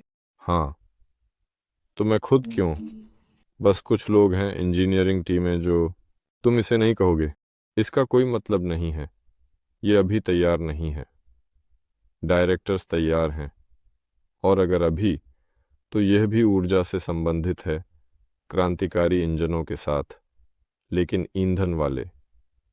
यानी यह निश्चित रूप से इलेक्ट्रिक मोटर्स नहीं है। आज ध्वनि की गुणवत्ता ने खुश किया। बस ऐसा। तो ऐसा लगता है कि कोई मंगलवार को वेबिनार देखता है। जब मंगलवार को वेबिनार में ये वही जानकारी होती है जो नए लोगों के लिए होती है। जो लोग पहले से ही मंगलवार को वेबिनार देख चुके हैं, तुम ये क्यों कर रहे हो? गुरुवार को देखो। मैं निवेश में नया हूं, कृपया बताएं, डायरेक्टर में निवेश से क्या उम्मीद की जा सकती है? दरअसल, किसी ने इस सवाल को वेबिनार की शुरुआत में लिखा था। मुझे उम्मीद है कि हमारे 1 घंटे के वेबिनार में हमने इस सवाल का जवाब दिया। हमने कंपनी की सैद्धांतिक लागत, परियोजना की लागत नहीं बताई, ताकि इसे गणना की जा सके। यानी यह कितने गुना बढ़ेगा, सैद्धांतिक रूप से निवेश कितने गुना बढ़ेगा। तुमने कहा हाँ, कुल वित्त पोषण के बारे में। नहीं कहा, मैंने 3-5 साल कहा, कुल राशि के बारे में नहीं कहा। मुझे ऐसा लगा, हाँ, ऐसा लगा कि तुमने कहा कुल वित्त पोषण का आकार 3-5 वर्षों में जिसे हम आकर्षित करने की योजना बना रहे हैं, यह $100 मिलियन है। इस योजना के तहत, इस व्यवसाय मॉडल के अनुसार, इस कंपनी की अनुमानित आय पहले से ही करों और बाकी सब कुछ के बाद लगभग $350 मिलियन प्रति वर्ष है। हाँ, ये अधिकतम मात्रा में 10 टन के उत्पादन को सुनिश्चित करता है। हाँ, हम यहाँ स्ट्रेटोस्फेरिक दिशा और स्ट्रेटोस्फेरिक उपकरणों को नहीं लेते हैं। हम यहाँ और आज इस बारे में बात नहीं की, संभावित बाहरी आदेशों को नहीं लेते हैं, क्योंकि कोई कंपनी आ सकती है और कह सकती है कि मुझे मेरी विशिष्ट आवश्यकताओं के लिए एक विशिष्ट उपकरण चाहिए, उसके लिए एक विकल्प तैयार किया जाएगा। यही वह अंतरिक्ष है जिसके बारे में हम बात कर रहे थे। हाँ, क्या 10 उपकरण बनाए गए हैं, यानी ये भी सभी अतिरिक्त आए हैं, और कौन जानता है कि ये अतिरिक्त कितने हैं? शायद ये मुख्य में से एक होंगे, लेकिन अगर हम इन सभी व्यावसायिक दिशाओं को नहीं लेते हैं, केवल वही लेते हैं जिसके बारे में फ्योदोर ने बात की, तो यह पहले से ही वह लाभ है जो सभी निवेशों को परियोजना में 1 साल से भी कम समय में वसूल कर लेता है। इसमें एक मानक स्पष्ट मूल्यांकन है। कंपनियों का बाजार मूल्यांकन कंपनी को उसके 3 वर्षों के लाभ में आंका जाता है। ऐसे मामले में ऐसी गणित के अनुसार हम $1 बिलियन के मूल्यांकन की उम्मीद कर सकते हैं। क्या तुमने कहा कि महीने में 300 से ज्यादा मिलियन? क्या साल में? क्यों साल में? साल में 3 लाभ? अरब। हाँ, हाँ, अरब। इसमें हम आश्वस्त हैं कि यह मूल्यांकन अधिक होगा, क्योंकि यह एक पारंपरिक मूल्यांकन है। सभी कंपनियां जिनके पास कोई वित्तीय समस्याएं नहीं हैं, वे वार्षिक लाभों से कहीं अधिक मूल्यवान हैं। कुछ का मूल्य 40 वार्षिक लाभों के बराबर है। कुछ घाटे में चलने वाली कंपनियां हैं, उनका मूल्य होता है। इसका मतलब वार्षिक लाभ अनंत हैं। इसलिए निवेशक संख्याओं से मूल्यांकन नहीं करते, यह एक मानक मूल्यांकन है। यदि हम यह कंपनी बेचें तो वे पूछेंगे इसका मूल्य क्या है। इसी तरह से व्यवसाय का मूल्यांकन किया जाता है। आमतौर पर निवेशक अलग तरीके से मूल्यांकन करते हैं। एक शेयर की आय अर्थात यह एक शेयर की आय, हाँ, यह एक मानदंड है। या क्या अधिक महत्वपूर्ण है, वर्तमान में आय नहीं बल्कि भविष्य में आय की संभावना। क्योंकि एप्पल कंपनी का शेयर क्यों खरीदें अगर यह 40 वार्षिक लाभों के बराबर है? ऐसा व्यवसाय क्यों खरीदें जो 40 साल में खरीदा जाए? इसका मतलब है कि लोग कहते हैं ठीक है, मैं मानता हूं कि 10 साल में एप्पल की आय वर्तमान से 2 गुना अधिक होगी, यानी ऐसी संभावना। इसीलिए मूल्यांकन और वास्तव में यह सब एक ऐसा मामला है। कहीं ना कहीं मनोविज्ञान भी शामिल है, लेकिन यदि किसी की अटकलों पर भरोसा न करके बल्कि शुद्ध रूप से व्यवसाय और कुछ मैट्रिक्स पर भरोसा किया जाए तो ये हैं जैसे हमने नामित किया।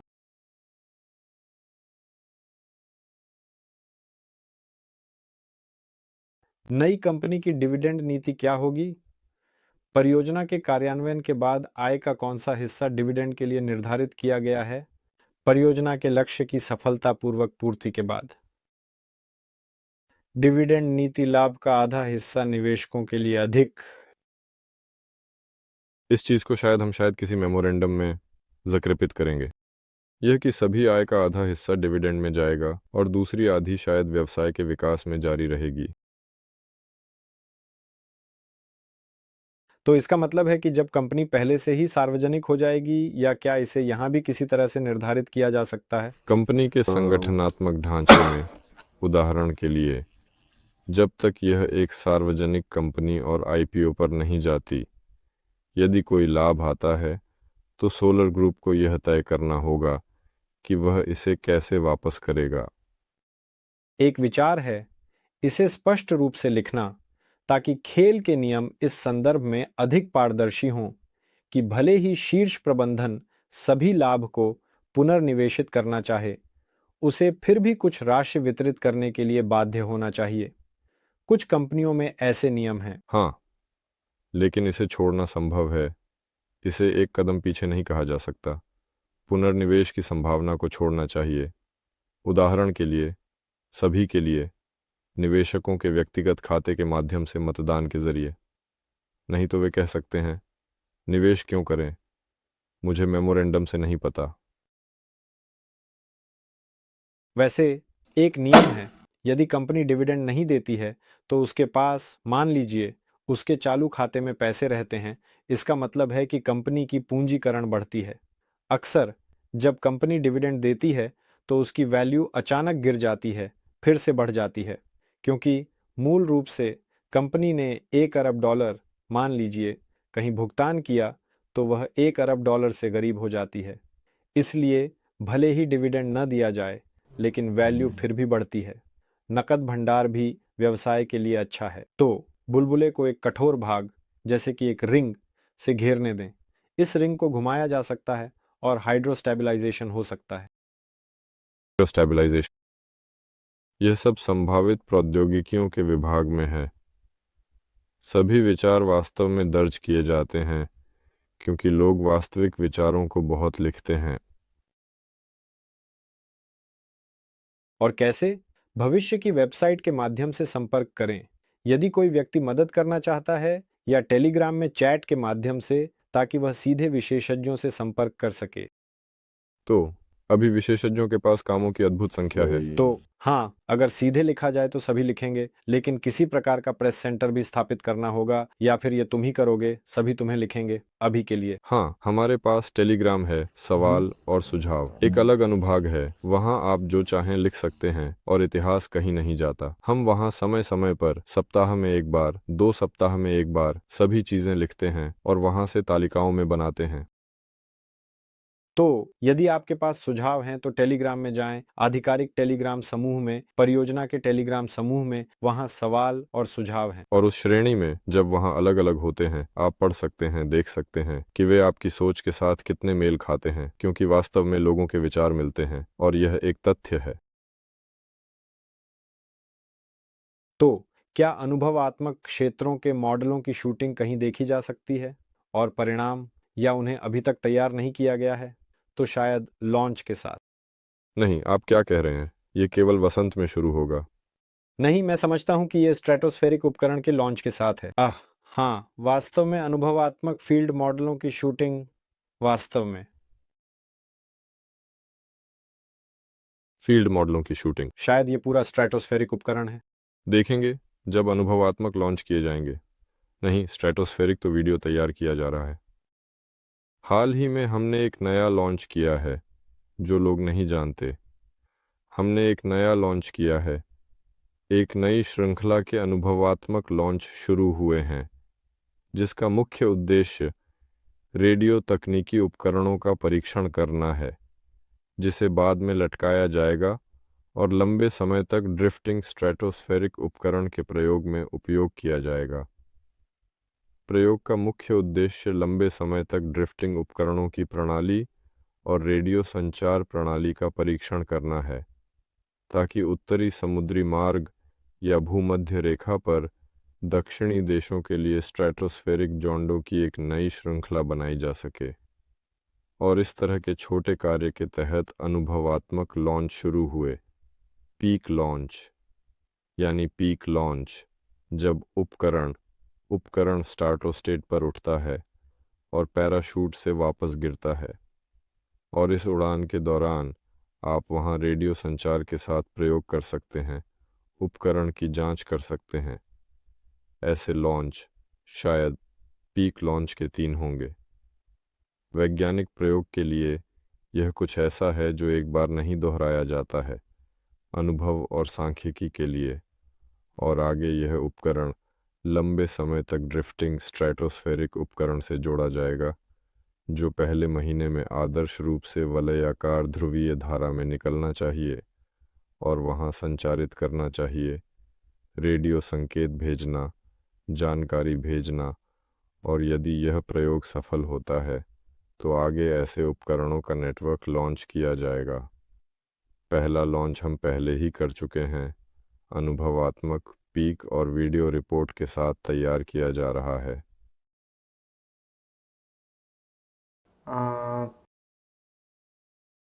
क्या उन तकनीकी एयरशिप्स के कोई रेंडर हैं जिनके बारे में हम बात कर रहे हैं? आप सम्मेलन में देखेंगे या ऑनलाइन देख सकते हैं या व्यक्तिगत रूप से जा सकते हैं या ऑनलाइन देख सकते हैं। सम्मेलन के बाद ये सभी सामग्री सार्वजनिक रूप से उपलब्ध हो जाएगी क्योंकि थोड़ा समय बचा है। तो 10 टन का उपयोगी भार, क्या यह उपयोगी भार है या यह एयरशिप का कुल वजन है? जैसे उपयोगी भार जहां एलिंग के लिए जमीन किराए पर लेने की योजना है और इसे कितने समय के लिए किराए पर लेने की योजना है? आदर्श रूप से निश्चित रूप से खरीदना, लेकिन संभवतः किराए पर लेना होगा। यदि 50 साल के लिए किराए पर लिया जाए तो 2 रास्ते हैं, एक अच्छा, दूसरा सामान्य। एक विशेष आर्थिक क्षेत्र है जो विशेष रूप से एरोस्पेस के लिए समर्पित है, वहां रियाजान में उड़ान क्षेत्रों के साथ है। वहां प्रवेश किया जा सकता है, उस एरोस्पेस क्लस्टर में छूट प्राथमिकताएं प्राप्त की जा सकती हैं और वहां उस उड़ान क्षेत्र में 50 साल के लिए ज़मीन किराए पर ली जा सकती है। पहला एलिंग बनाया जा सकता है और वहां इन उपकरणों का श्रृंखलाबद्ध उत्पादन किया जा सकता है। आगे चलकर एलिंग का निर्माण कई और करना पड़ेगा, हर क्षेत्र में और हर देश में। इसलिए यह केवल सवाल है कि पहला कहाँ होगा, या तो रियाजान में या झुकोवस्की के पास शायद। और ऑस्टेल्टसोव और निकल 63, क्या तुम जानते हो ये क्या है? मुझे थोड़ा और विस्तार से बताओ। सोलर ग्रुप को इसके लिए कदम उठाने की आवश्यकता है, यह सब बदल देगा और सभी को एकजुट करेगा। और ऑस्ट्रेल्टसोव ऐसा लगता है कि वह एक व्यक्ति है जो समस्थानिकों, रेडियो। मैं समझ गया। मैं इस व्यक्ति आविष्कारक से लंबे समय से मिलना चाहता हूँ। मैं भी उसके पीछे रहा हूँ, देखा है। वह विवादास्पद है, लेकिन व्यक्ति अच्छा है और प्रौद्योगिकियां विवादास्पद हैं। वहां उनके पास एक ऐसा त्वरक था जिसे एक आविष्कारक ने बनाया था जो अब जीवित नहीं है। और ऑस्ट्रेल्टसोव, मुझे याद नहीं है, उसने कहा था कि क्या उसके पास यह त्वरक काम कर रहा है या वह जानता है कि इसे कैसे बनाना है या नहीं। कुल मिलाकर वहाँ इतनी अनजान बातें हैं और ये सभी रेडियोधर्मी सामग्री हैं। ये रिएक्टरों के साथ काम करना है और इसी तरह ये डायरेक्टिव है और ये काफ़ी जटिल है क्योंकि वहाँ विमानन को प्रमाणित करना है और इसी तरह ये सीमा पर है। और रेडियोधर्मी सामग्री के साथ काम करना, मुझे लगता है, जब तक हमें इसकी अनुमति नहीं मिलती, बिल्कुल नहीं। हालांकि अगर नहीं, बल्कि जब सोलर ग्रुप इतना बढ़ जाएगा कि हम परियोजनाओं को अन्य देशों में शुरू करना शुरू कर देंगे। कुछ देश हैं जहां रेडियोधर्मी सामग्री और उनके साथ प्रयोगों के लिए निजी व्यक्तियों के लिए अधिक अनुकूल कानून हैं। लेकिन ऑस्ट्रेलसोव की उम्र अब काफ़ी हो गई है, वह जल्दी कर रहा है। एमएस क्वेंटियन विमान की प्रमाणन प्रक्रिया 2012 से चल रही है। गुब्बारे का प्रमाणन कितनी जल्दी होगा? 1 साल के बाद। नई टीम के सदस्य के रूप में उन्होंने पहले ही यह भी किया है। 1 साल में ही निर्माण किया, 1 साल में ही प्रमाणित किया। अगर हम तैयार एरोसिटी को लेंगे तो फिर नए हैंगर का निर्माण क्यों? अगर वहां पहले से ही हैंगर है, या क्या वहां एक आधुनिक हैंगर की आवश्यकता है? इन प्रकार के उपकरणों के अनुसार शायद वहां पहले से ही होगा। यह वास्तव में कोई तथ्य नहीं है, लेकिन संभावना है।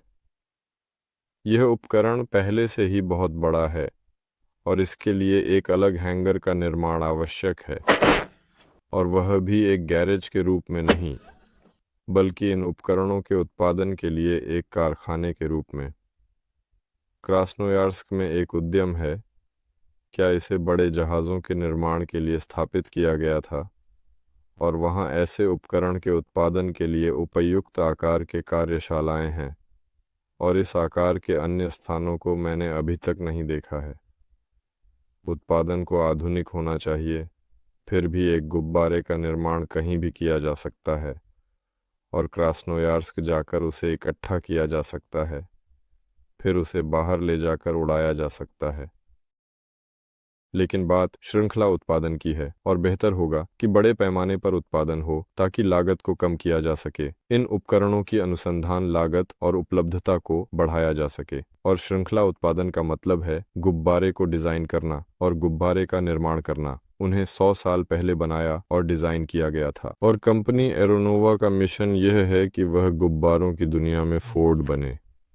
इसके लिए एक कारखाना बनाना आवश्यक है। सबके पास गुब्बारा चाहिए। आदर्श रूप में। लेकिन फोर्ड के साथ, हाँ, फोर्ड एक अच्छा उपमा है। कुछ अनोखे, महंगे और अनुपलब्ध चीज को एक सामान्य उत्पाद में बदलना। तो क्या स्ट्रेटोस्फेरिक गुब्बारा परिवहन गुब्बारे से थोड़ा अधिक महंगा है? विकास में ये शायद थोड़ा महंगा हो सकता है, उत्पादन में शायद ये सस्ता होगा।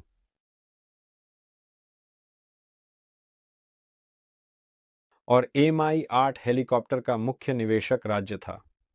क्या हम इसके साथ सहयोग करने की योजना बना रहे हैं? किसके साथ? राज्य के साथ? कई राज्यों के साथ सहयोग करना पड़ेगा। स्वाभाविक रूप से एरोनोवा कंपनी सभी के साथ सहयोग करेगी, क्योंकि बड़े माल के प्रवाह को अंततः राज्य ही नियंत्रित करता है। बड़ा परिवहन, जैसे कि अनाज का सौदा, उदाहरण के लिए। सरल शब्दों में, कच्चे माल के परिवहन की लॉजिस्टिक्स को उच्चतम स्तर पर नियंत्रित किया जाता है। तेल भी वही है, धातुएं और इसी तरह। सामान थोड़ा सरल है, हालांकि सामान के लिए भी वहाँ सीमा शुल्क हैं, यहाँ प्रतिबंध हैं, आदि। किसी भी स्थिति में साधारण जेपेलिन के प्रमाणन तक राज्य के साथ संपर्क करना पड़ेगा। क्या कोई सहयोग होगा, यानी निजी राज्य सहयोग? मुझे नहीं पता, अगर इसकी आवश्यकता है।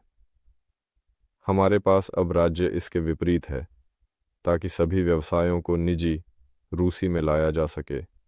स्पष्ट है, लेकिन निजी, क्योंकि राज्य समाजवाद से पूंजीवाद की विकास योजना पर चल रहा है। पूंजीवाद का तात्पर्य है कि निजी कंपनियां होती हैं और राज्य केवल सेवाएं ऑर्डर करता है, और हाल के समय में यह बहुत स्पष्ट रूप से प्रकट हुआ है। इसलिए सहयोग किसी भी स्थिति में होगा, सीधे सरकारी निजी साझेदारी, लेकिन अगर केवल कुछ विशेष हो। यदि कोई विशेष परियोजना की आवश्यकता है तो एक अलग सहायक कंपनी को अलग से स्थापित किया जा सकता है। कृपया। आईपीओ पर क्यों जाना? क्या आप अन्य क्षेत्रों के विकास के लिए या व्यवसाय के विकास के लिए पूंजी आकर्षित करना चाहते हैं, या यह केवल लिस्टिंग होगी?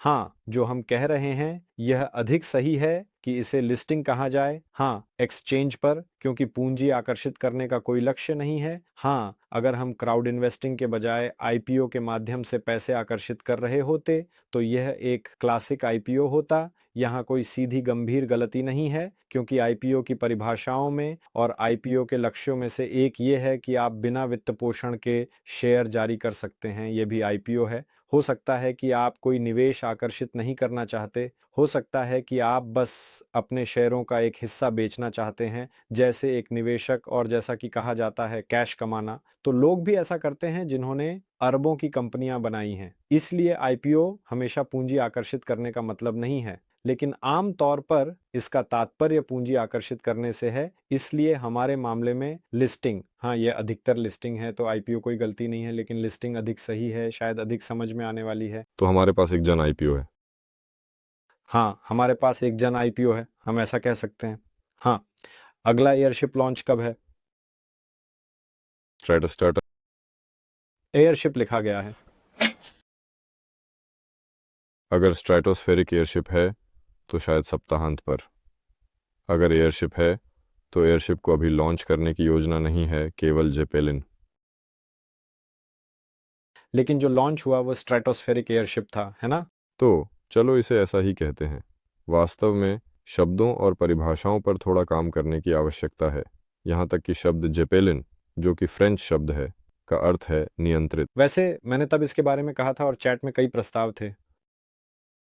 देखो, इस प्रकार के हवाई जहाज़ों के लिए कोई ऐसा एर्गोनोमिक नाम ही नहीं आया है।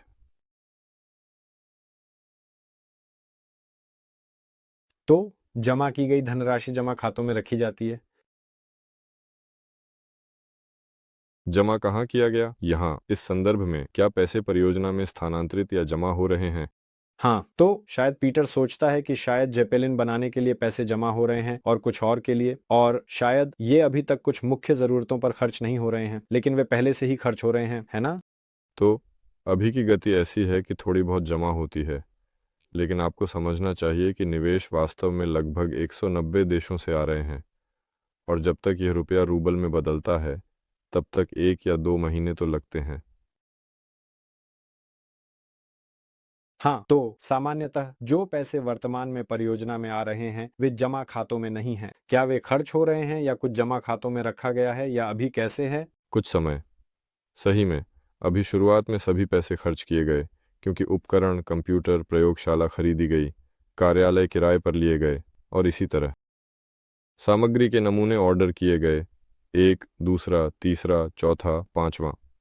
यानी काम सक्रिय रूप से शुरू हुआ। कुछ महीनों के लिए जमा करना पड़ेगा।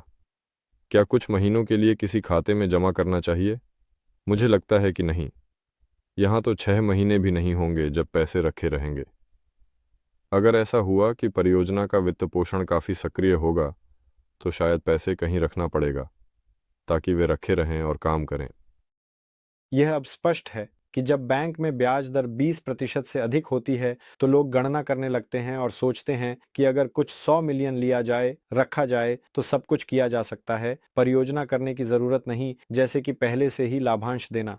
लेकिन वास्तव में ऐसा नहीं है। ये इस बात का संकेत है कि पैसे का मूल्य घट रहा है, और ऐसे क्षणों में उत्पादन के साधन बनाना बेहतर है। हाँ, पैसे से छुटकारा पाना चाहिए। सबसे खराब स्थिति में अपने लिए एक टीवी खरीदें, और सबसे अच्छे मामले में इन पैसों को कहीं निवेश करें, क्योंकि सभी संपत्तियां बढ़ेंगी। बेहतर है कि आप वह खरीदें जो आप चाहते थे, क्योंकि पैसे के साथ कुछ अजीब होता है। मेरे पास ओपल कोर्सा था जो मैंने 380,000 रूबल में खरीदी थी। मुझे याद नहीं कि कितने साल पहले। अब यह 10 साल बाद 500 की कीमत पर है। उसी वर्ष, उसी स्थिति में यह 500,000 की कीमत पर है। मुझे लगता है कि यह मज़ेदार है। हाँ, इसीलिए पैसे को जमा करना डिपॉजिट पर यह स्पष्ट नहीं है कि यह अच्छा है, ये कुछ समय के लिए हो सकता है। बेहतर है कि उत्पादन के साधनों में निवेश करें, मशीनें, उपकरण खरीदें, कुछ उपयोगी बनाएं, जैसे कि जेपेलिन, बजाय इन पैसों को जमा करने के, क्योंकि वे बस मूल्यहीन हो जाएंगे, जबकि बाकी सब महंगा होगा और कोई न कोई जीत जाएगा। शायद ही कोई व्यक्ति जो अपने पैसे बैंक में रखता है उससे अधिक जीतता है जितना कि बैंक उससे जीतता है। तो पिछले एरोस्टेट के लॉन्च के क्या परिणाम हैं? कम से कम स्ट्रेटोस्टेट का मतलब है, लेकिन अभी तक वे नहीं हैं। हाँ, क्या तुमने पहले ही कहा? खैर, परिणामों पर हम एक बड़ा वीडियो बनाएंगे। वास्तव में यह बस 3 लगातार लॉन्चों में से एक प्रयोगात्मक लॉन्च है। क्या परिणाम है? कुछ सिस्टम काम किए, कुछ सिस्टम काम नहीं किए। वहाँ हमने 2 लगातार उपकरण लॉन्च किए, एक चुपचाप, दूसरा सीधा प्रसारण में। जो चुपचाप था उसने खुद को बेहतर तरीके से साबित किया, काम किया और सब कुछ लगभग सामान्य रूप से लगभग 30 किलोमीटर की ऊंचाई पर उठ गया। दूसरे में कई सिस्टम विफल हो गए और संचार उपग्रह प्रणाली ने विफलता दी और वीडियो ब्रॉडबैंड ट्रांसमिशन सिस्टम ने भी कुछ समय बाद विफलता दी। एनालॉग ने काम किया, लेकिन ज़मीन पर डिजिटल सिस्टम ने ठीक से काम नहीं किया। जीपीएस भी गिर गया, जिससे ग्राउंड स्टेशन को निर्देशित किया गया। कुल मिलाकर अब यह सब सही किया जा रहा है और दूसरे लॉन्च को सफलतापूर्वक करने के लिए इसे बदला जा रहा है ताकि ये समस्याएं न हों। लेकिन संक्षेप में, प्रयोग सफल रहा क्योंकि यह हुआ। अब हम जानते हैं कि आगे क्या करना है, अगला प्रयोग क्या होगा। तो कुल मिलाकर मैंने समझा कि सबसे लाभदायक ये है कि आप अधिकतम मासिक भुगतान की राशि लें जो आप वहन कर सकते हैं और 50 महीनों में 50 का भुगतान करें। तो देखें, यह उस राशि के दृष्टिकोण से है जिसे आप जमा कर सकते हैं। हाँ, यह सबसे लाभदायक है। बिल्कुल। अगर आप 50 महीनों के लिए किस्त लेते हैं तो आप कुल $50,000 की राशि चुन सकते हैं, क्योंकि 50 महीनों में $50,000 का भुगतान करना 10 महीनों में करने से आसान है। इस मामले में आप सही हैं। अगर निवेश की शर्तों के लाभ की बात करें तो $50,000 का एकमुश्त भुगतान करना 50 महीनों की किस्त से अधिक लाभकारी है। जैसे आप अपने व्यक्तिगत खाते में जा सकते हैं, वहां निवेश पैकेज हैं और वहां प्रत्येक किस्त के आसपास, प्रत्येक पैकेज के आसपास शर्तें और छूट हैं। तदनुसार जितनी अधिक छूट होगी, आपकी छूट उतनी ही अधिक होगी और वहां आप प्रत्येक बिंदु पर सब कुछ सीधे तुलना कर सकते हैं, विशेष रूप से जैसे कि ये उस आविष्कारक के बारे में है जिसके बारे में आप बात कर रहे थे। निकेल त्रिस्थिति मानव के लिए सबसे शुद्ध और सुरक्षित विकिरण है और बोगोमोलेव का त्वरक पहले ही बनाया जा चुका था। लेकिन बोगोमोलेव का त्वरक अब कहाँ है? सबसे बड़ा सवाल। ये एक स्थायी बैटरी है जिसका आधा जीवन 100 वर्ष है।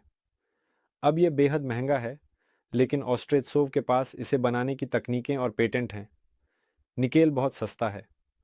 नहीं पता, मैंने इस ऑस्ट्रेत्सोव को पाया। क्या यह उसी के बारे में है? यहाँ विकिपीडिया में एक लेख है। मैंने उसके बारे में नज़र डाली। Igor Nikolaevich. इगोर निकोलेविच के बहुत सारे हैं और उनके साथ अभी मिलना चाहिए। बोगामोलोव के त्वरक के बारे में मैं अभी भी नहीं समझ पा रहा हूँ कि वह कहाँ है, बस जो सामान्य जानकारी है और ऑस्ट्रेत्सोव के चैनल पर, टेलीग्राम में, यूट्यूब पर। हाँ, लेकिन फिर भी परमाणु भौतिकी वास्तव में एक ऐसी चीज़ है। अस्पष्ट। खैर, रोस्तोव नाडोनू का वर्णन किया गया है, नहीं जानता वह अब कहाँ है। अगर मॉस्को में है तो यहाँ। मॉस्को में या रोस्तोव में?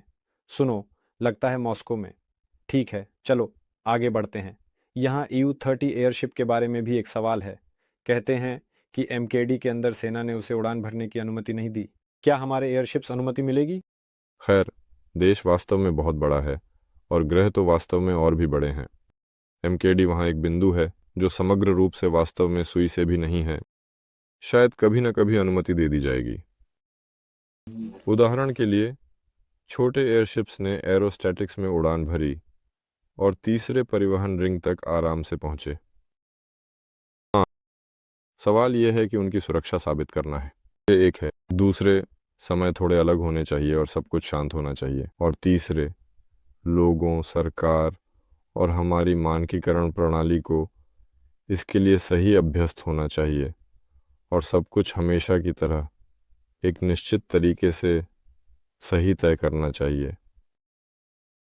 लेकिन कुल मिलाकर मैं दोहराता हूँ, एमकेडी मानचित्र पर एक पिक्सेल है जहाँ जेपेलिन की आवश्यकता है। मॉस्को के केंद्र में वे केवल मनोरंजन के दृष्टिकोण से आवश्यक हैं।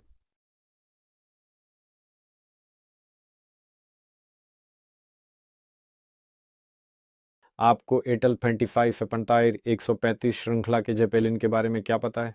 एटलस या एटलांट, उन्हें वहाँ अलग अलग नामों से बुलाया गया। ये जेपेलिन शायद भी लगभग होने चाहिए थे। उन्होंने पहले ही उस समूह द्वारा डिजाइन करना शुरू कर दिया है जो अब दीवार के बाईं ओर बैठा है। लेकिन वहां कंपनी के साथ समस्याएं शुरू हुईं। वित्त पोषण में समस्याएं थीं और लोग वास्तव में बहुत लंबे समय तक मुफ्त में काम कर रहे थे। हाँ, और वास्तव में परियोजना वित्त पोषण की कमी के कारण बंद हो गई क्योंकि वहां परियोजना के साथ सब कुछ बहुत जटिल था। शुरुआत में कंपनी रूसी थी।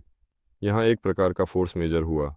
कंपनी का मालिक बदल गया, मुख्य कार्यकारी अधिकारी बदल गया, कंपनी के प्रबंधन, वित्त पोषण, बजट और लाभ वितरण के सिद्धांत बदल गए। कंपनी को समझ में न आने वाले लोगों द्वारा दिवालियापन की स्थिति तक पहुंचाया गया और सभी विकास पहले से ही उसमें बनाए जा रहे थे। फिर कंपनी का मुख्यालय एक अन्य देश में चला गया। इंजीनियरिंग टीम यहाँ रह गई और उस देश में बिना इंजीनियरिंग टीम के वित्त पोषण की तलाश की जा रही थी। इंजीनियर यहाँ बिना वेतन के बैठे थे। सिर्फ प्रणाली टूट गई, उपकरण गिरवी रखे गए। इंजीनियर खुद कहते हैं कि उनके पास निश्चित रूप से अस्पष्ट और अनुकूलित नहीं है। यह बस उस मुख्यालय की एक इच्छा थी जो इज़राइल चला गया कि अधिक अनुकूलित रूप हैं और हम आपको जल्द ही दिखाएंगे। तो जेपेलिन का ढांचा धातु का होगा या सिंथेटिक, जैसे क्या? संयुक्त। क्या कंपोजिट में धातु होगी? संभवतः यह पतले परत में होगी। क्या कंपोजिट में कार्बन फाइबर होगा? शायद होगा। क्या कंपोजिट में कोई अन्य सामग्री होगी? बेशक होगी। तो और कुछ सवाल हैं? घंटे 40 पर हम पहले से ही ऑन एयर हैं, धीरे खत्म करना चाहिए। प्रोजेक्ट में तुम्हें कौन से सबसे खतरनाक क्षण दिखाई देते हैं और क्या उनके लिए कोई समाधान है? हालांकि अगर समाधान है, अगर समस्या स्पष्ट है तो समाधान है, तो यह उतना खतरनाक नहीं है। कुल मिलाकर वास्तव में कोई समस्या नहीं है। खतरे हमेशा मौजूद होते हैं, लेकिन ये ऐसे संभवतः कुछ अप्रत्याशित चीजें। इसलिए तो जैसा कि मैंने कहा, मेरे लिए भी यह विचार पहली बार है कि जेपेलिन को आसमान में उठाना यह वास्तव में मूल रूप से सबसे सरल कार्य है। वास्तव में परिवहन प्रणाली बनाना अधिक कठिन है। सही तरीके से जेपेलिन का कुशल और आर्थिक रूप से उत्पादन करना। यहाँ हमारे पास कोई जोखिम नहीं है। हमारे पास एक आदर्श व्यक्ति होगा जो उनके श्रृंखला उत्पादन के लिए जिम्मेदार होगा और पहले से ही जिम्मेदारी ले रहा है। यहाँ कोई खतरा नहीं है, लेकिन परिवहन प्रणाली बनाना यहाँ अधिक कठिन है और खतरा यहाँ निहित है। उदाहरण के लिए, कुछ प्रमाणन प्रणालियाँ हैं, जैसे अमेरिकी प्रमाणन प्रणाली, यूरोपीय और एशियाई, और रूस की अपनी कोई ऐसी प्रणाली है। और जेपेलिन के आधार पर परिवहन प्रणाली का निर्माण करना, ठीक है, किन बाजारों पर? एशियाई बाजारों पर। इसका मतलब है कि एशियाई प्रमाण पत्र प्राप्त किया जा सकता है। नमूने और एशिया में प्रणाली का निर्माण करना। हाँ, लेकिन आप यूरोप नहीं उड़ेंगे। आहा, तो हम यूरोपीय प्रमाण पत्र प्राप्त करते हैं जो एशिया में मान्य होता है। ये शर्तों के तहत मान्य होता है, लेकिन डिज़ाइन ब्यूरो रूस में है। सवाल यह है कि क्या सभी यूरोपीय देशों में रूस के डिज़ाइन ब्यूरो को पसंद नहीं किया जाता है? सभी में नहीं। उदाहरण के लिए बुल्गारिया में है, वहाँ यह किया जा सकता है। सामान्यतः खतरा इस बात में है कि यह वास्तव में खतरा नहीं है। यह सभी को स्पष्ट है कि दुनिया बहुध्रुवीय होती जा रही है, और अब सवाल यह है कि ये ध्रुव अपने अपने नियमों और कानूनों के माध्यम से एक दूसरे से कितनी दूर होंगे। और मुझे लगता है कि जब उन्हें खुद यह स्पष्ट हो जाएगा कि आगे क्या होगा, तब तक हमें पहले से ही जेपलिन बनाने में सक्षम होना चाहिए। लेकिन आगे, हाँ, हमारे वर्तमान भू राजनीतिक तूफान के संदर्भ में थोड़ी सी अनिश्चितता है। शायद परियोजना में एकमात्र अनिश्चित क्षण है, लेकिन सामान्यतः जेपलिन बनाना और उन्हें श्रृंखलाबद्ध तरीके से बनाना वास्तव में कोई समस्या नहीं होगी। फ़योदोर से कैसे संपर्क करें? टेलीग्राम पर लिखें, सीधे टेलीग्राम में, प्री स्टार्ट में, जैसे फ़योदोर, तुमसे कैसे संपर्क करें? बस इस चैट में। हाँ, क्या तुम वहां पढ़ रहे हो? हाँ, सहज रूप से। आप अलग टैब में लिख सकते हैं, प्री स्टार्ट में नहीं, जहाँ सब कुछ मिला जुला है, बल्कि वहाँ प्रश्न और उत्तर हैं, वहाँ लिख सकते हैं। तो आखिरी सवाल, क्या अंतरिक्ष सभ्यताओं से संपर्क करने की योजना जैसे बनाई गई है? हमारे पास कोई भी रेडियो संचार है। अभी तो ऑप्टिकल, लेज़र, सब कुछ प्रकाश की गति पर काम करता है, और यहाँ से किसी भी अन्य सभ्यता तक भेजा गया संकेत शायद हमारे सौर प्रणाली के जीवन काल से अधिक समय तक उड़ान भरेगा। इसलिए कहें तो यह परियोजना के दायरे में प्राथमिकता का कार्य नहीं है। यह सही है। नहीं, दिलचस्प होगा, लेकिन यह पहला संचार है। पहले कोई और संचार प्रणाली आविष्कार करनी होगी ताकि उनसे संपर्क हो सके। तो क्या दोस्तों, हमने आपके सवालों के जवाब दिए। सवाल बहुत थे। आपकी सक्रियता के लिए धन्यवाद। लाइक करना ना भूलें, रीपोस्ट करें। खासकर आज की प्रस्तुति थी, इसलिए उन दोस्तों को भेजें जो हमारे बारे में कुछ नहीं जानते। वे उसी लिंक पर रिकॉर्डिंग देखेंगे और मुझे यकीन है कि वे हमारे साथ जुड़ेंगे। और गुरुवार को आइए, वहाँ समाचार वेबिनार होंगे। हाँ, हम बस इस बारे में बात करेंगे कि परियोजना में क्या किया गया है, पिछले सप्ताह में क्या किया गया है। शायद हम एक मेहमान को आमंत्रित करेंगे, सबसे अधिक संभावना है। तो मेहमान हम अपने निर्माताओं को कहते हैं, जिन्हें हम यहाँ बैठाते हैं और बस उनके साथ बात करते हैं और तकनीकी सवालों के जवाबों पर थोड़ा अधिक ध्यान देते हैं, जो खुशी से गुरुवार को वहाँ लिखे और उत्तर दिए जाते हैं। तो फिर बहुत जल्दी मिलते हैं। सभी को विदा।